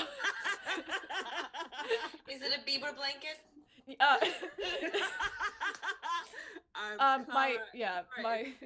My cat's burrito blanket. It has a Justin Bieber on it. That's what the vet gave us, and it's amazing. Yeah. Yeah. You so like you effectively swaddle Clara at that point, and she basically falls instantly asleep, and she does that thing like where she's like dribbling and snoring at the same time. Okay. Immediately once I hear that they went out, I like pop out of the bathroom. I'm like, is it over? Is it safe? And I'm just like, okay. I'm like, oh, thank God. Yeah. Sorry about that. No, not a you. You are a hero. You were brilliant, darling. Someone really needed to do are. something. I am just too small. Oh gosh. Oh, thank you. You know, I had a lot of practice raising the twins and all. You've been to one just horrendous travel soccer meet in Manitoba one too many times, and you develop skills. What can I say? Such a shiro. #unbelievable. And as Clara like snores, what you hear is the words which are, I wish you were my mom. Clara, you can regain one level of exhaustion. So go back to just one, so you just have disadvantage. You can now move at a regular speed. You're just feeling a bit under the weather. So can Mirabelle also have a nap? You can now also that the bugbear has been effectively swaddled and yes, brought up to your room. You can if you also want some food, you can call down to room service and get some snacks of well, I mean, you can call and ask them to see if they have exactly what your heart desires. I'd like some crabs, please. Some crabs with like mushrooms and ham and cheese. So much cheese. You ring down, and and the same very gruff man that carried Clara up says, "All right, yeah. Is she all right?" She's been put to bed. It's all right now. Thank you so much for your help earlier. You were just a peach. That is, it's my job. But thank you regardless. Now you're here. You, my friend, are also a snack. Thank you, madam. I much appreciate the compliment, and I shall. I'm no longer feeling these crabs. Would you like to come inside? I am at work, madam, and it would be inappropriate for me to leave my post at a time such as this, and in fact, any time while I have a guest staying in this establishment. I'm a guest after all. Certainly, your post is occasionally seeing to the needs of these guests. I can certainly find you some leaflets of some fine establishments around this city that might be able to see to those needs. Some of them being mobile units that are patrons of this hotel often, but I think for now I will just get you your crepes. Have you guys, do any of you ladies have any other food or beverage requests that are not necessarily of the sexual nature? No. Yeah, can you actually? I would like a cup of hot water, but I don't want it to be hot. I just want to know it was hot ones. I think it'll be good for me. Can you get me one of those? We have 2 taps, hot and cold. Is it all right if I just bring you a cup of the hot water and you can wait for it to turn? But can you wait for it to turn mild? I think it's important. Would you like lukewarm water? Yes, but I need it to be hot first. Otherwise, it's not the same. Okay. So I will bring you a cup of water in about 5 minutes that once was hot. Yes. Thank you so much. I really appreciate it. I think on that I can deliver. Anything else? Oh, do you have bagels with salmon and capers? We can indeed do bagels. I would like. Would you like the salmon and the capers on the same bagel? Oh yeah, you betcha. Thank you. If I could have about 5 of those, and okay. And chips. One chips. And chips. Apparently, we would like some chips. And personally, for myself, if you have some sort of an ale, some sort of an alcoholic beverage, I don't want to get too fucked up. I just want to, feel less of what's going on right now, if that makes any sense. We have a few, around Waterdeep. Most of the most popular pubs are stocked with dwarven ales and beers, but we do have a few human breweries around here that certainly aren't as potent as that lot. So I could bring you some regular old human brewed ale, and perhaps that might be of the right potency for you.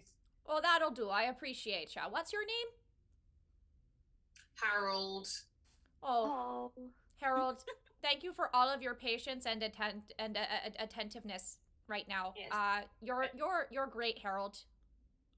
Thank you very much, ma'am. And do let me know if you reconsider my offer. But don't forget the water, please. Harold, I'm moist and open. Harold. No, she is not.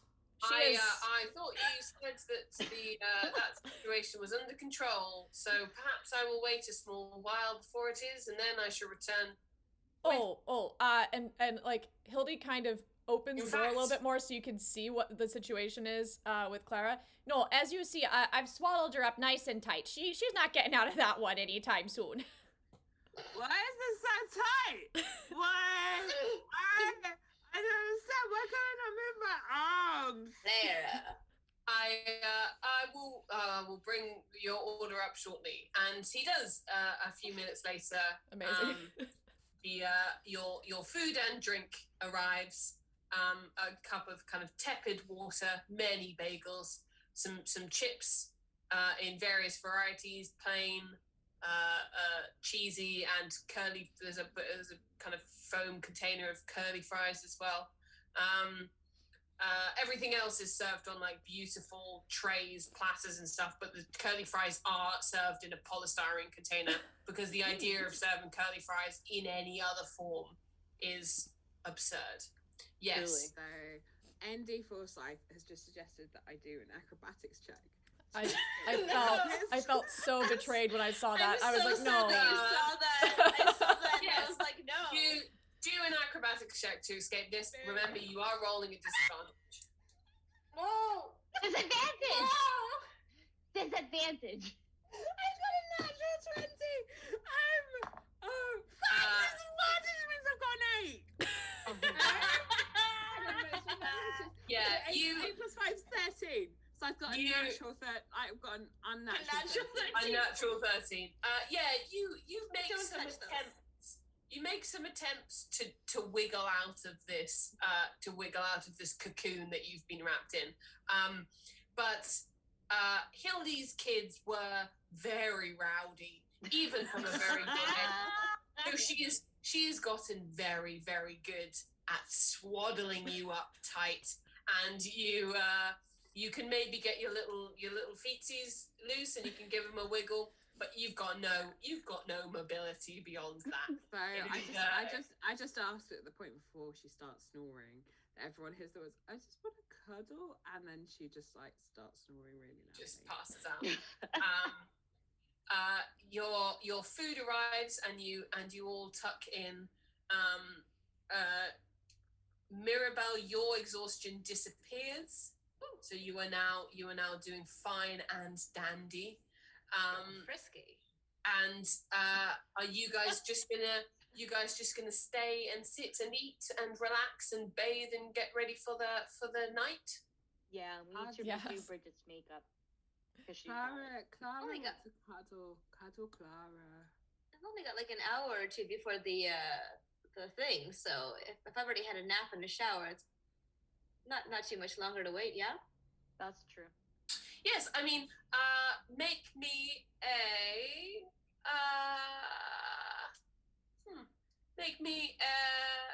an insight check. Okay.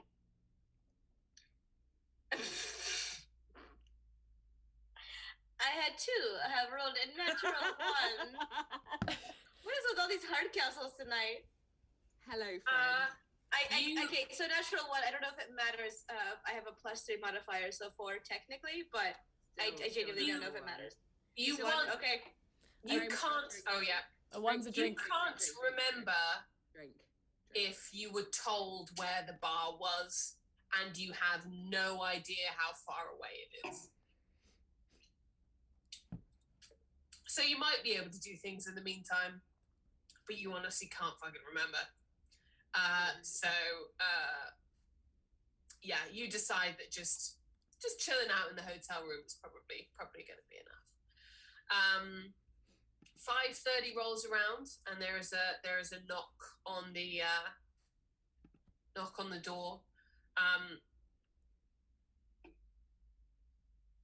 And if no one goes to answer it, Harold from the other side of the door says, hello ladies, this is your call.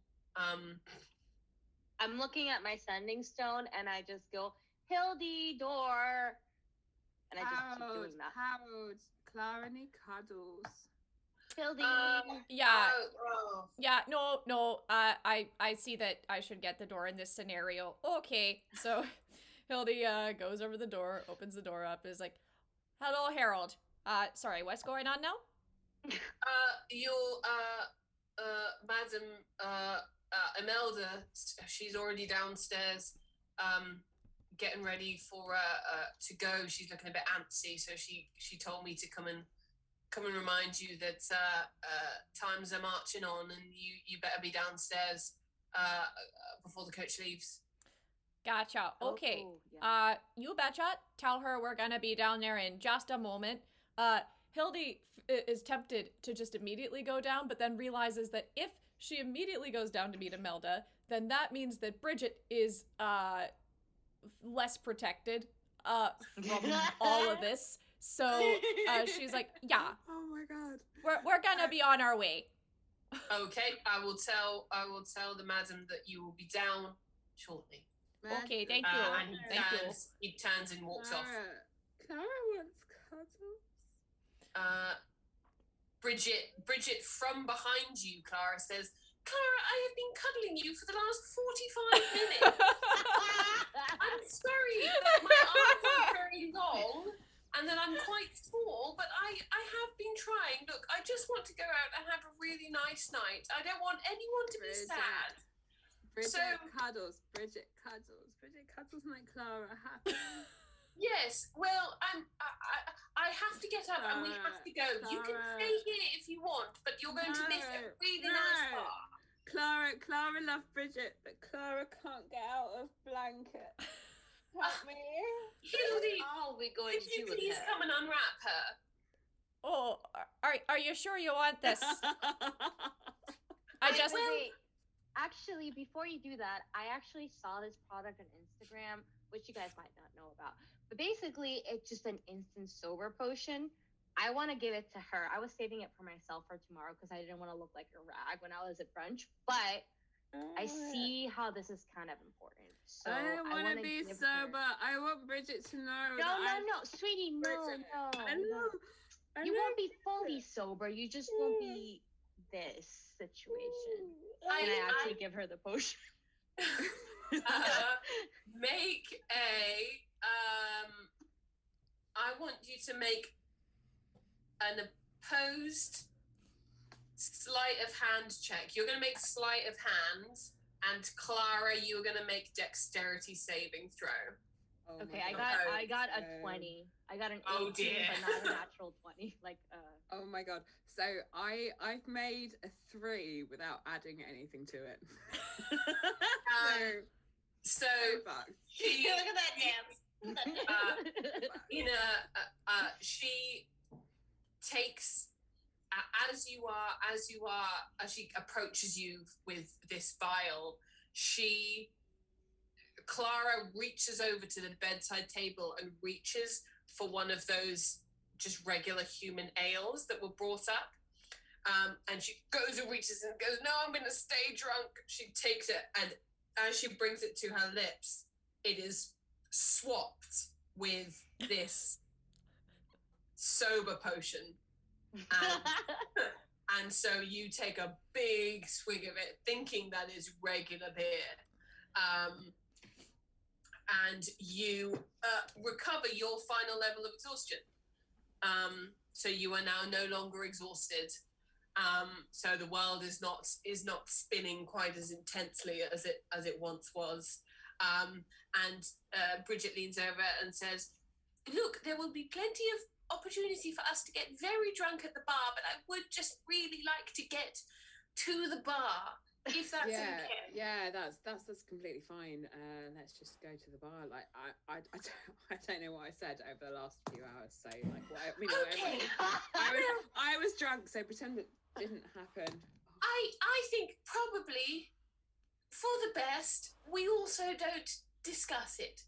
Maybe later. But for now, everyone is looking absolutely lovely. So I think we should all hop in the carriage and go to this bar. Yes. As we're leaving, I lean over to Claire and I'm like, "You owe me $29.99 plus shipping," and then I leave the door. That's $29.99. Of what? Gold, honey, gold Okay. pieces. I'm talking to. Yeah, no. I'm just like, Well- she knows. I'll talk to her later about that. Because that if it was anything else, that's very cheap. For No. sober up It was all potion. gold. $29.99 for a sober up potion. You make a fucking fortune. I'm Yeah, you also bought- very poor, even though I don't act like it. Oh, but of course, darling, you can't let the facade slip. It's social media. Exactly.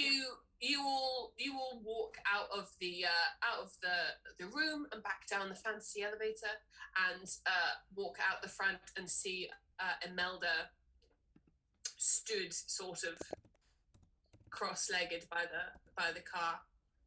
She doesn't say anything when you arrive, but she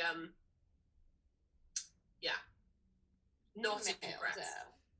Is it painful to stand like that all the time? I mean, if you could just wiggle a little bit, maybe it'll come out, you know? Can be a Don't little worry. freer. I have gotten used to it. I can see that. Ladies, shall we? Yes, I Let's think go. so. Yeah, And so you all nothing. clamber back into the car, and Imelda knocks on the roof again, and yeah, you so jet off. Nothing happened. Nothing happened at all. Nothing happened at all. It's all been Clara. absolutely fine. It's all absolutely fine. It's all good. Yeah, cool. Yes, it was lovely. We just sat and we ate some chips, and nothing else much happened. So I think we should leave the last 3 hours or so behind us. I was wrapped in a blanket. Nothing happened. Yes, That's exactly right. Exactly. You were only driving for about 10 minutes. It would have taken a lot longer if you walked, but you're only driving for about 10 minutes. And you pull up outside of a very swanky looking bar. It is the whole outside is painted black, like matte black. It doesn't have a sign outside. It's one of those bars that doesn't have a sign. You only know it's there when you know it's there, and that's the only reason why you're the clientele that go there. And when you get there, Bridget is very, very excited, and she goes to open the door, and even her hand doesn't even make it onto the door of the bar before it swings open on its own, and there's a large kind of mirrored corridor that goes all the way down to a room that you can't see the end of. She looks behind you and goes, "Shall we?" No. Isn't this fancy? Can someone take a picture of me first? This is like really great background though. I hand my I know camera help to this child. I just cannot be bothered. I'm giving it to Hildy this time because I don't trust Bridget anymore. Oh, Hildy, I could try again. Oh. Okay, I guess. Here you go. I'm like, I guess it's her hen party. I'm like, I guess. Okay, sure. Just make sure that you get the heels though, because I paid a lot of money for these. And then I strike a pose. She rolls a 17. So actually, I don't know what you would add photography, but I'm going to assume it's nothing. You actually look quite good. Yeah, she's managed to not get herself in the picture, and there's quite a cool effect with the two sides of the mirror sort of reflecting off each other. It looks like this infinite Gwyneth kind of floating off into the distance. She has what a dream. Is that better? That's beautiful. You did such a good job, Bridgie. I love you, babe. Okay, bye. Thank you. And then I walk into the space. Yeah, she follows, as does Imelda, kind of bringing up the rear. And you open out into this, again, very, very dark room. But you can see everything in it. It's not like darkness, just everything in the room is very dark and lush and heavy, and the kind of rich fabrics draped around the room. And just a single tall elven man standing at a sort of pedestal. Hello. In the middle. He says, "Hello." And who may you be?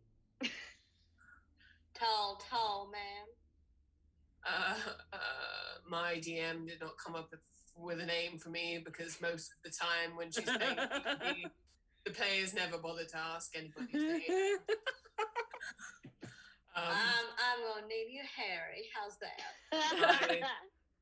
Excellent. Is that I will greatly and gladly take the name Harry. Do you have a booking, ladies? I believe we do. And turns to Imelda. Imelda, your name or your husband's? She looks at you and goes, "My husband has no part in this, thank you." Yes, Stormsbane? It should be, yes. I think it's just under Stormsbane, thank you very much. And he looks down and goes, yes. You have one of our private rooms. Will you follow me this way? And he gestures to his left. I'll follow you anywhere, Harry. He says, okay. Are you a hen party by any chance? Emma, did you guess? I don't Lucky, want I to suppose. make assumptions, but I do have penises on my head, so.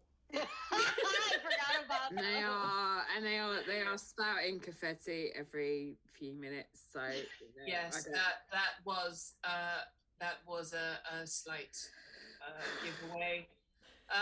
We have several of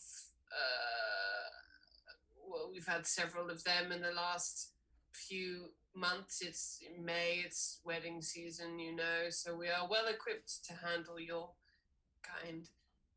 And he opens the door that leads down another small corridor and to another door at the end. And when you open it up, it is this beautiful.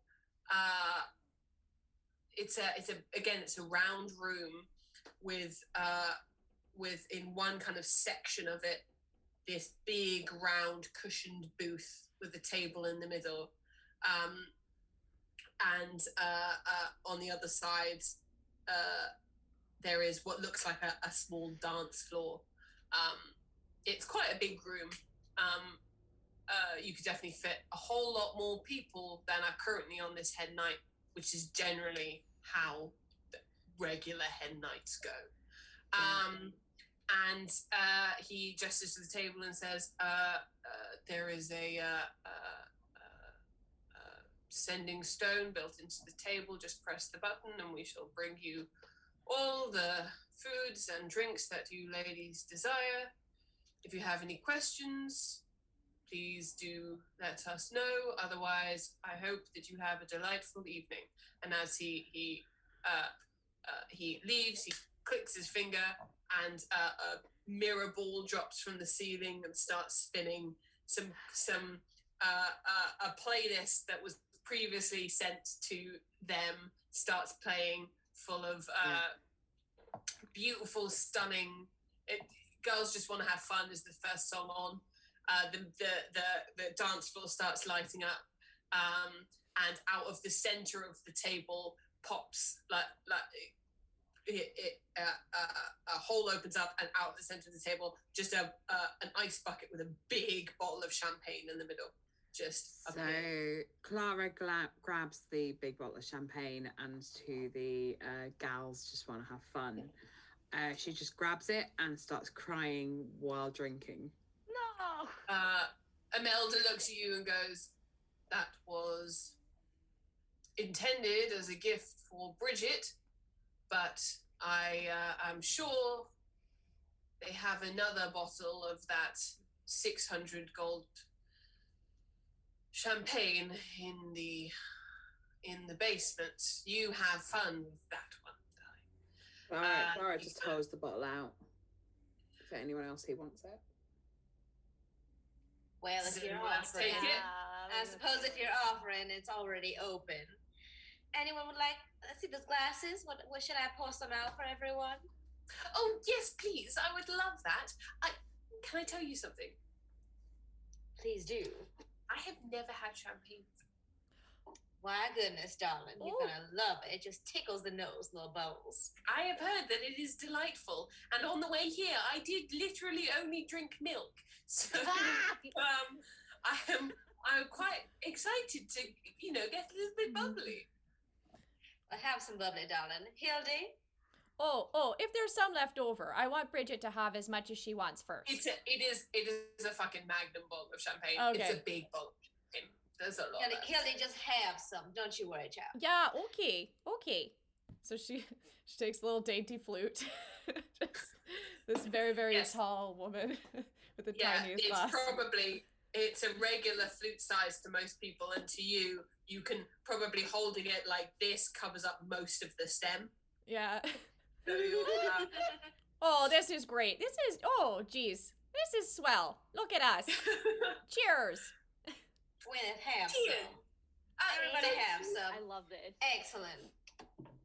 Thank you all so much for coming. I don't know what to expect really, and the weekend is only just beginning. But I hope that everyone has a really delightful time, and that you all feel as loved and as appreciated as you are. Chin chin. And she, I wanna sing Clara. "Don't Marry Her, Have Me" by the beautiful Desert. Okay. She wanders over to the wall, and it looks like there's sort of like a screen with another sending stone in the bottom that looks like you could probably try and manipulate it to change the music. I want to sing first. Make me a straight intelligence check. While this is happening, can Mirabelle loudly whisper to the rest of the party, can anyone do anything to calm this woman down? I already gave her my fucking 15. potion. I can't do nothing else. 15. Yeah. You manage to find the song. It's a little bit of it's a little bit confusing because you have to no way of searching, so you just kind of have to scroll through everything. But you do manage to find it. It's not a karaoke thing. There's no microphone. But there is a dance floor, and the song does begin to play.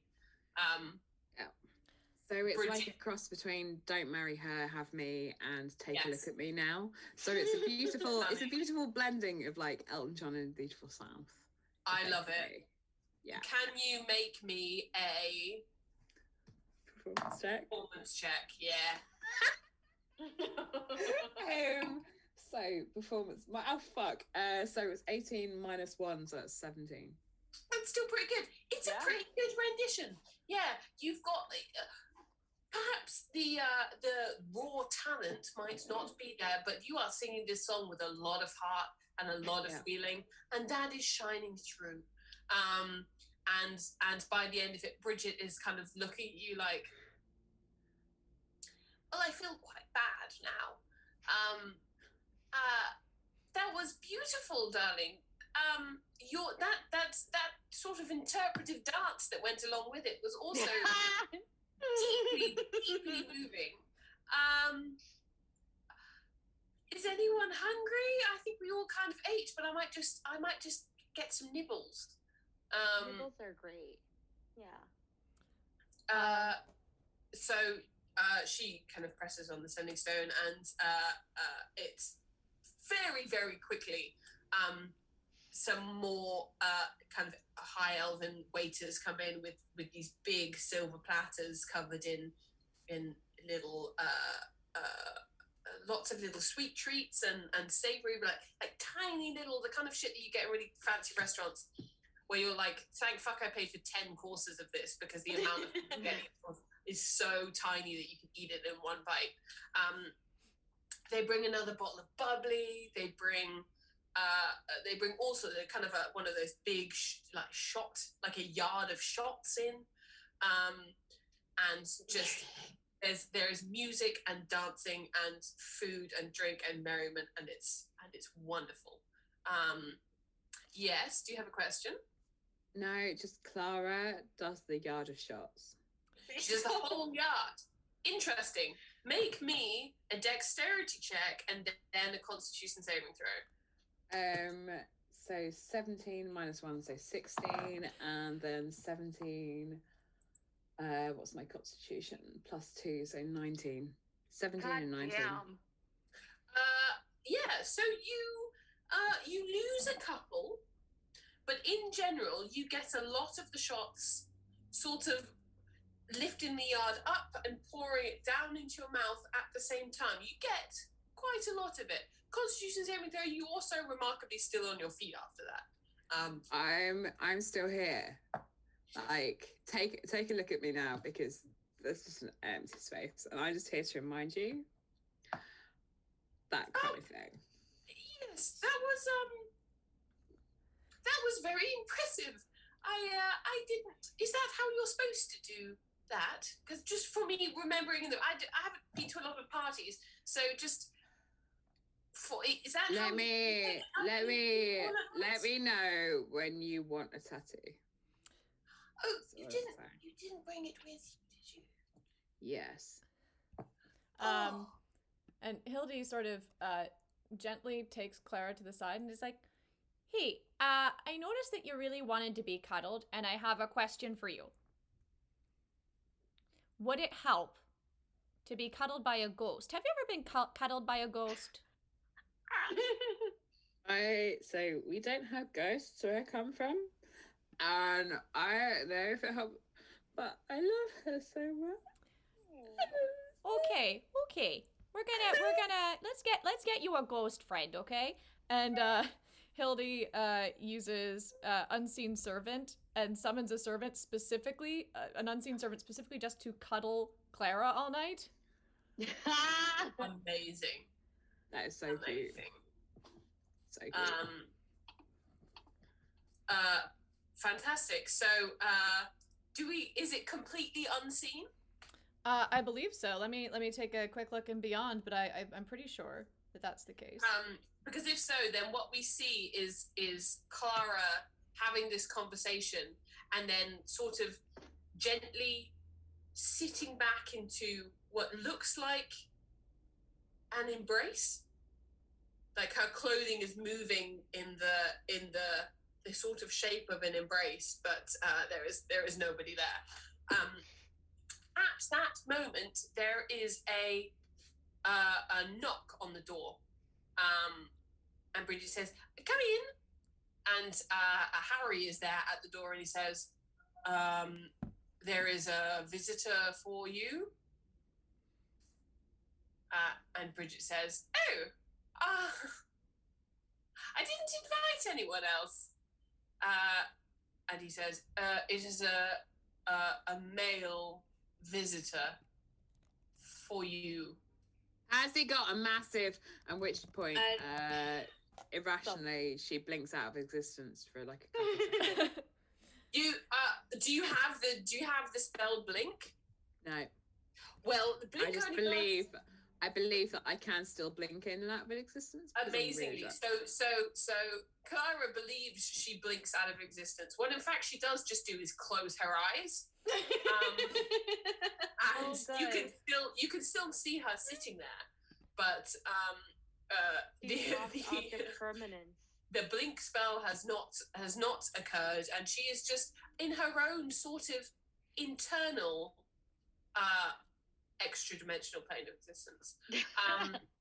At the news that there is a male visitor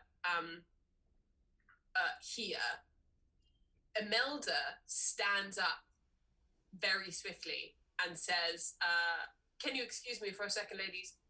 and walks very swiftly out of the door. So, I don't know, but Bridget, is there like any reason that there would be a man coming to visit you in your Hen Do? Just so I know. No, I don't think so. I mean, Brom is working today, and my father wouldn't come down. So no, I can't. Is there? Do Hen Do's normally have surprise male visitors? Hildy No. sort of mumbles into her little flute, just like, well, it could be a magic Mike sort of situation, but I don't know. I feel can't like wait to find out. I would just I feel love like a this is- gentleman visitor. if this was happening, it's a bit Mirabelle thing. Mirabelle. I had nothing to do with this, I assure you, but I'm very Yeah. excited to find out. I mean, oddly moist. Yes, you have been talking about your levels of moistness quite frequently this evening, darling. My mother once talked to me about something called a yeast infection. Could that be an issue for you? I don't want to make you feel uncomfortable, but a yeast infection, is that something to do with bread? I didn't really understand it. She never really, in all honesty, most of what I know about that sort of thing I got from Mirabelle. Would you like to share bread with me? Because I would like to share bread with you. They did bring, they brought in some most delicious breadsticks, if you would like one of them. She goes and grabs you a handful of breadsticks and just kind of thrusts in your direction. Bridget, what you do is that you eat one end of the breadstick and I eat the other end of the breadstick and we meet in the middle. As you say that, Imelda walks back in looking quite flustered. And everyone make I'm in Call of Cthulhu fucking head rules. I accidentally just rolled something for you, Gwyneth, I'm so sorry. Everyone make an investigation check? Yeah. Investigation or perception. 14. Or perception. 11. I did. I got 14. The two people everyone who got above a 10, you hear Imelda sort of mutter to herself, it was tomorrow. It was going to be tomorrow. Whatever's happening tomorrow, I will defend you with my life. Oh, we can talk about tomorrow because I'm very excited about it. We are tomorrow. We are going to it's sort of like an escape room and an adventuring. It's called Real Adventurers Adventures. It's like an escape room and an adventure experience and it's all of it in one. I'm so excited for it. Bridget, whatever's happening tomorrow, I love you and I will defend you till the death. Okay. Mother, who is that? And as Imelda walks back in, she is followed by a human man who is... He is dressed as a wizard. And he's fully clothed. But all of the clothing is made out of sort of... it's all either a little bit too tight or a little bit too see-through. Bridget, do not trust anyone who is wearing stuff that is semi-transparent. Either it needs to be transparent or it needs to be opaque. But do not trust anyone who's transparent. He is, he kind of saunters in after Imelda and stands in the doorway as she sits down, and kind of looks at her and waits for her to say something, and she doesn't, but she gives a small nod, and he walks up and stands in front of the table and says, well, I've heard someone's about to be swept up in the most exciting adventure of their life. Points aggressively to Bridget. Is it this little lady here? Well, yeah, it's her. Before you do, would you like to see a magic trick?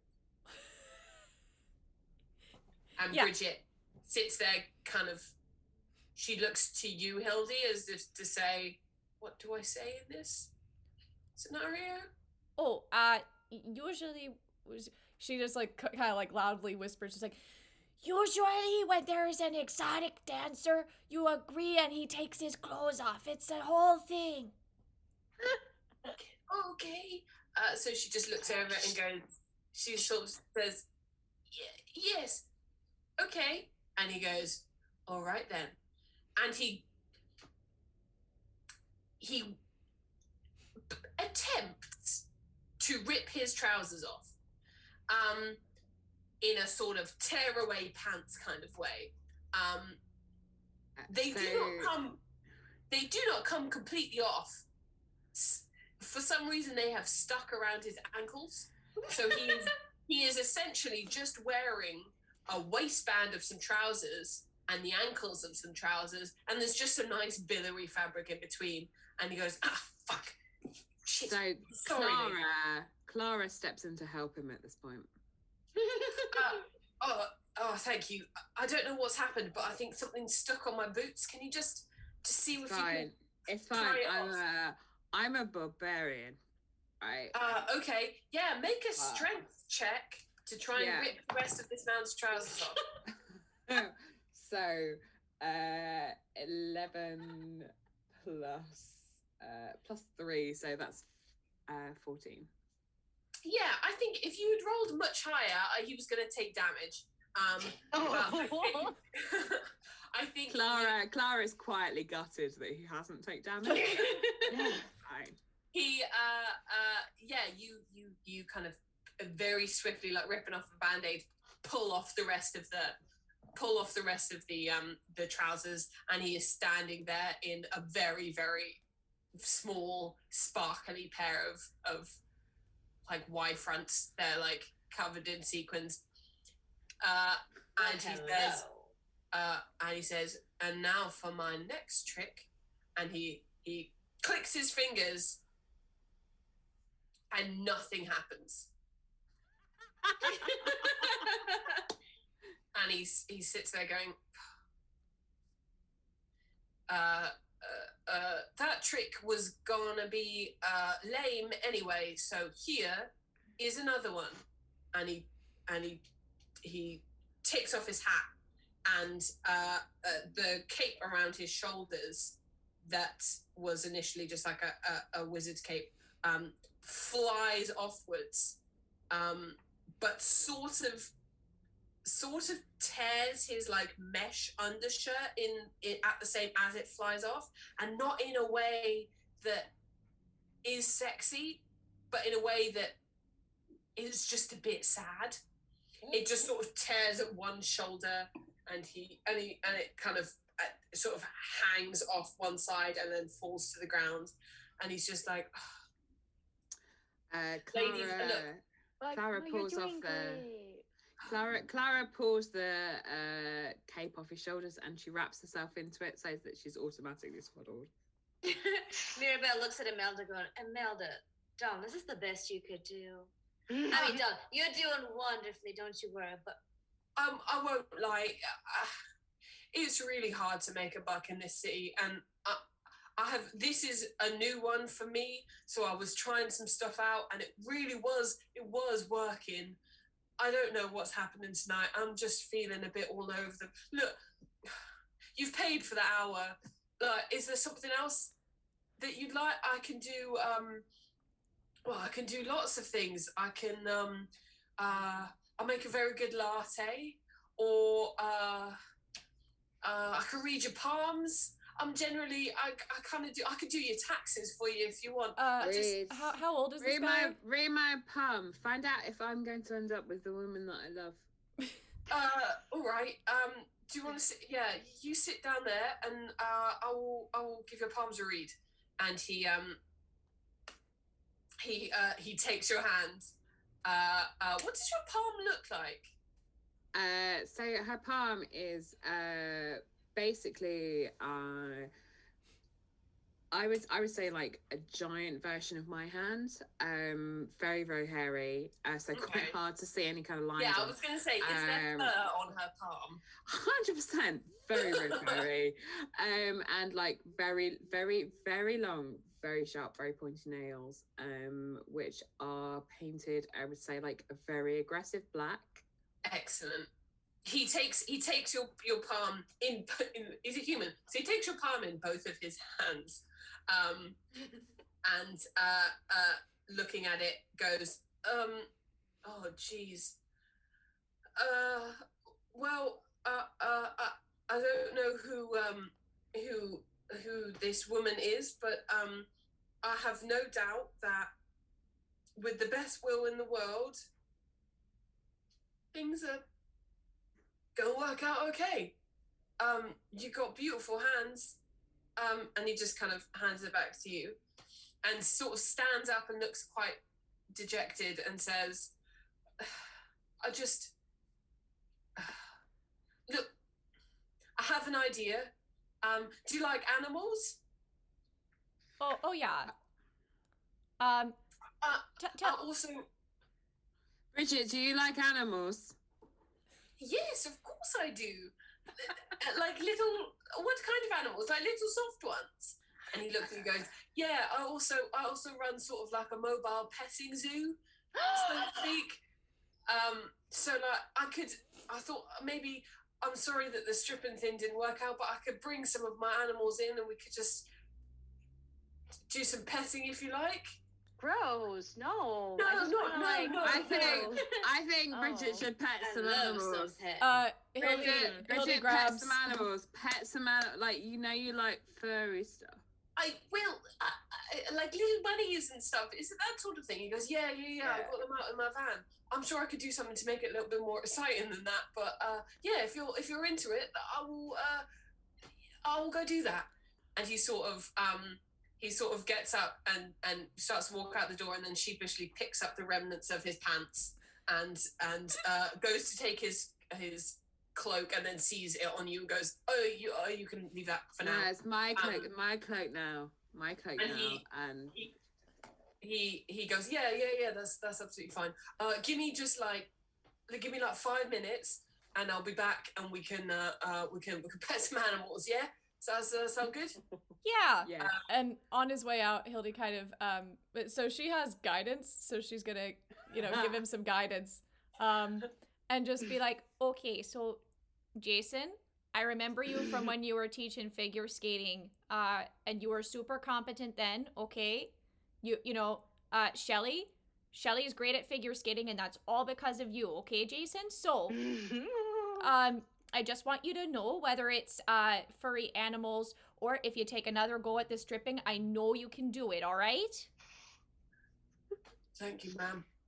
And he runs out. He runs out of the door.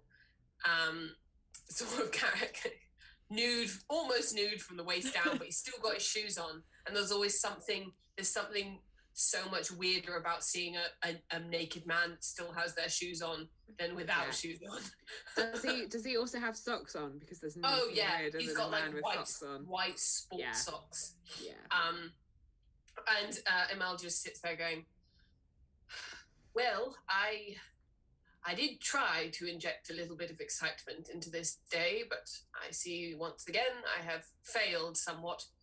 And Bridget says, no, Mother, honestly, that was quite funny. And now we get to go to a petting zoo. I think that sounds wonderful. In all honesty, I don't know what I'm supposed to do with the man that's taking their clothes off. Mirabelle, we should have a chat about that. Imelda, you did the best you could, and no one can fault you for that. Now just let me have a talk with this child a little bit later, and I'll sort the whole thing out. Imelda goes, yes, I can imagine the kind of talks you are going to have with her, and perhaps I should be present for those. I could imagine the talks you would have for her and why she's... Well, never mind. Shall we see the little furry things we are petting? At that point, you hear a very, very large crash, and then a shriek coming from the main atrium, so through the 2 doors and out where the elf was standing. Oh, Oh my. that sounds not great. Yeah. Should we? Bridget says, should we go and have a look at what's happening, or should we just stay and here and drink? Mirabelle Bridget, heads out to see what happens. Stay with me and cuddle and drink. Oh, no, I guess I'll quiet. go. If Clara's staying, like, I can go check. Then that's fine. Okay, so who's going out to check? Hildy, would you mind terribly taking care of Clara here? No, I can go take a look. I think that's fine for now. You go let me know what's going on, and then we can sort it out. So are you running down the corridor? Yep. As you open the door to the main atrium, you see just a scene of absolute chaos. The lobby is just filled with swarms of animals that have begun to like tear at the curtains and just shit all over the carpet.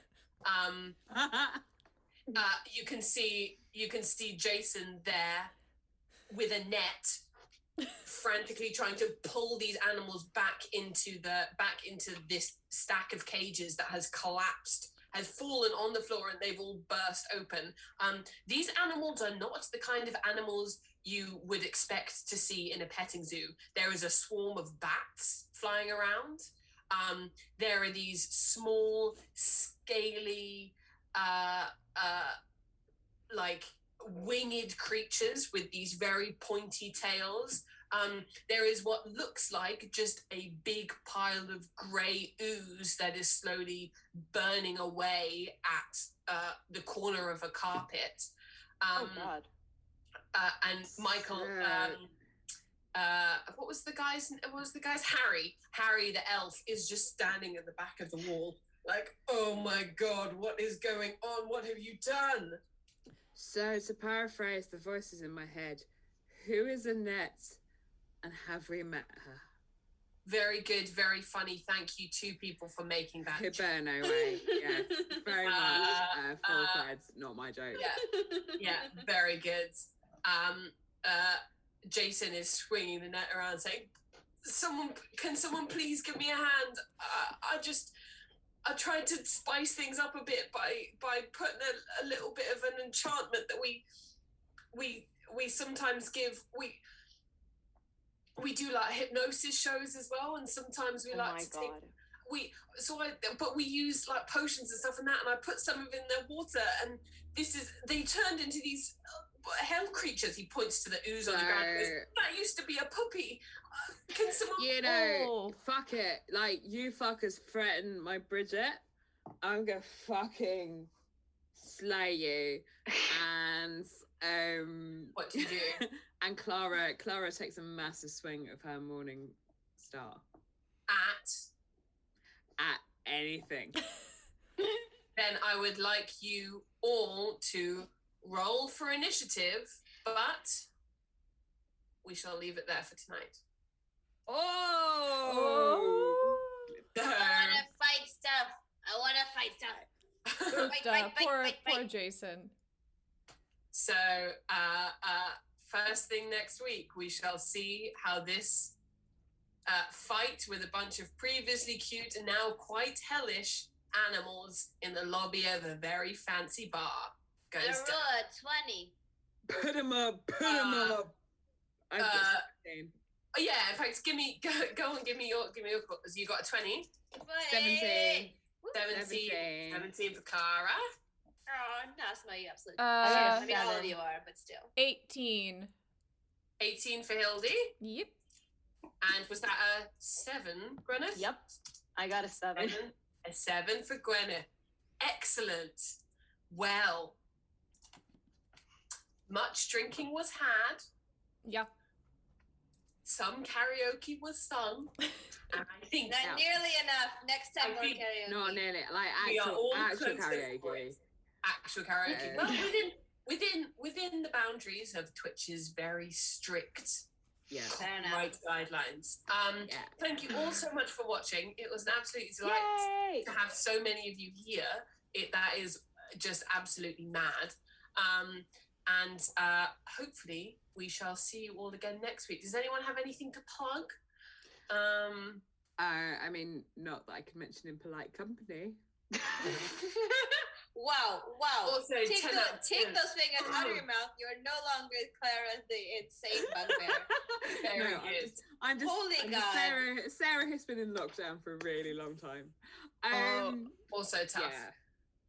Yeah. So questing time as usual. I Yeah. think most of our Yes. viewers are questing time fans, and questing time is coming back live from Well, mid-June? hopefully, everyone who was watching Dragon Yard this week, we're hopefully looking to do the Questing Time live in London's coming back in a little bit, so keep an eye out for that. We are all, we are here because of Questing Time, so we are very grateful to them and to Paul. All those little sneak peeks of the character art, those were all also done by Paul. Hopefully next week we'll find a way of doing the overlay so that we can have them up all the time, so you can see those beautiful, beautiful drawings that he did, because he's an absolute darling. And yeah, thank you all for coming. Thank you to Emily for doing the tech. Thank you to all the rest of the cast Thank for being you. a delight. It's only gonna get better Thank over you. time. Thank you to Hannah to homebrewing the shit out of it. Yes. Thank you to he was about in the chat earlier, but thank you to Stupid User. Thank you to Tom, without whom I never would have sat on my butt and actually written all of this. He helped me write a lot of this, so big thank you to him, and to all of you guys for being so sweet and delightful and lovely. And we shall see you same time next week. Hopefully with slightly less tech issues, touch wood, although probably. Hopefully. We do one go around before we go. I don't have anything to plug, but I was thinking a fun one would be, what is your drunk music? I mean, What is the song? What is the thing that you scream? Closing Time by the Semisonic. Perfect. Stunning. Because that ages me. Congratulations, Mazel tov. I will drink this. Mazel. Stunning. Adios. What's everyone else's? Crazy by Mine Britney is a Spears. bit- Sorry, go ahead. Crazy by Britney Spears. Yeah. Really? I thought it would have been a I Shakira. fuck with that. I do love some Shakira though. Yeah, when Emily and I get drunk, we play a lot of Shakira. we do. Oh wow! I feel Lot like of this is the end Shakira. of a friendship. Because you two don't know each other as well as you thought you did. Oh no, Will has just said, where can we find everyone on the internet? That is very, very true. We don't have a command for our socials, but we will do them eventually. You can find me at For Heaven's Sake on literally everything, spelt for H. Evans' sake, because it's part of my name. It's funny.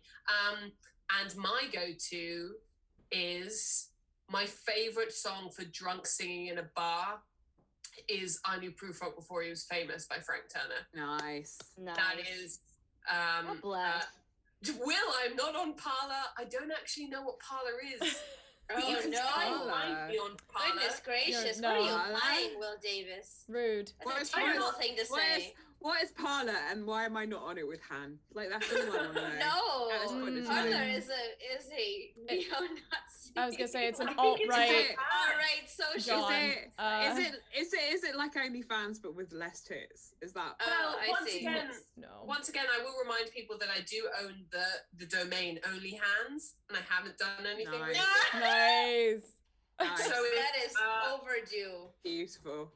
So if anyone can come up with a good thing for me to use Only Hands for, apart from just my own general portfolio website or an independent porn site that is just for me. Or Yes, just Or- I have. following Joey from the Friends reunion, hand modeling.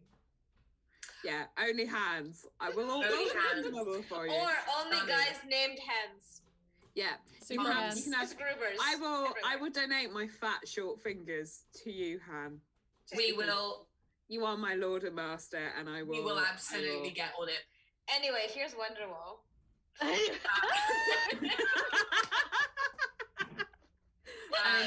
gonna learn Wonderwall just so for one day at the end of the stream I can make good on that. Brilliant. I mean, this needs to happen. Absolutely, one day. I've got a ukulele. I'm at the Sarah Mann comedy or Rah Rah Boom TA, depending on what platform you're looking at. Or like I haven't got an OnlyFans site yet, but I feel like it's just days away. It's coming. It's coming. No pun intended. Right, that I'm going. I'm much more drunk than I think I am. Andrea, if you have to go, you can go. I just wanted to I feel like it's a terrible thing for us to just pop off the stream without drunk banter at the end. Oh, I think it's please don't just pop off without drunk banter. Like that's Spence. Some of us do have hard time limits on some things, hence why the combat was left for just for dramatic effect, because it's fun to delay combat sometimes. But yes, give us your socials and then and your drunk drinky song, and I think that is a good way. Closing time. Okay. My social, I think I don't know everyone in this chat, but most people. Dear Lady Disdain I think it's just that on the Twitters. Dear Lady Disdain, deer as in the animal, because the term of affection was already taken, and puns are fun to some of us. Doe a deer, a female deer. So what the fuck was the next one? You think I know this because it literally is drunk Ray, a drunk golden sun. Me, a name and call myself. Okay, we're stopping now. And my drunk songs are not anything anyone would have ever heard, but I tend to go into Russian World War II era songs. I don't know why. I get really into emotional Russian war songs when I'm past a certain level. Yes. There's a video of, you know what? Because I mentioned it on stream, I'm gonna post it on my Twitter, of these Georgians just sitting around a table and singing "Ech Darogi," which means old roads. And it's amazing. It's just chills, just shivers, and it's anyway. I will pass it along before I say more. Absolutely. Yeah. Does anyone have anything else? Andrea, what was yours? I think I talked over it by accident because I'm an asshole. Oh, no. I feel like I was trying to figure out because I feel like I just have a lot. But I feel like at this point in my life, I'm pretty much anything by Bad Bunny would probably be my drunk. Bad Bunny, baby. Oh my God, I love him. His real name is Benito, so I call him Saint Benito, and he's my god right now. Anyway, yeah, that's what I would go for sure. Any day of the week. Any day. I mean, I don't know about any of you, but lockdown's been really long, so anyone any day of the week would be absolutely fine at this point. Okay, and that's our show, everyone. Thank you so much.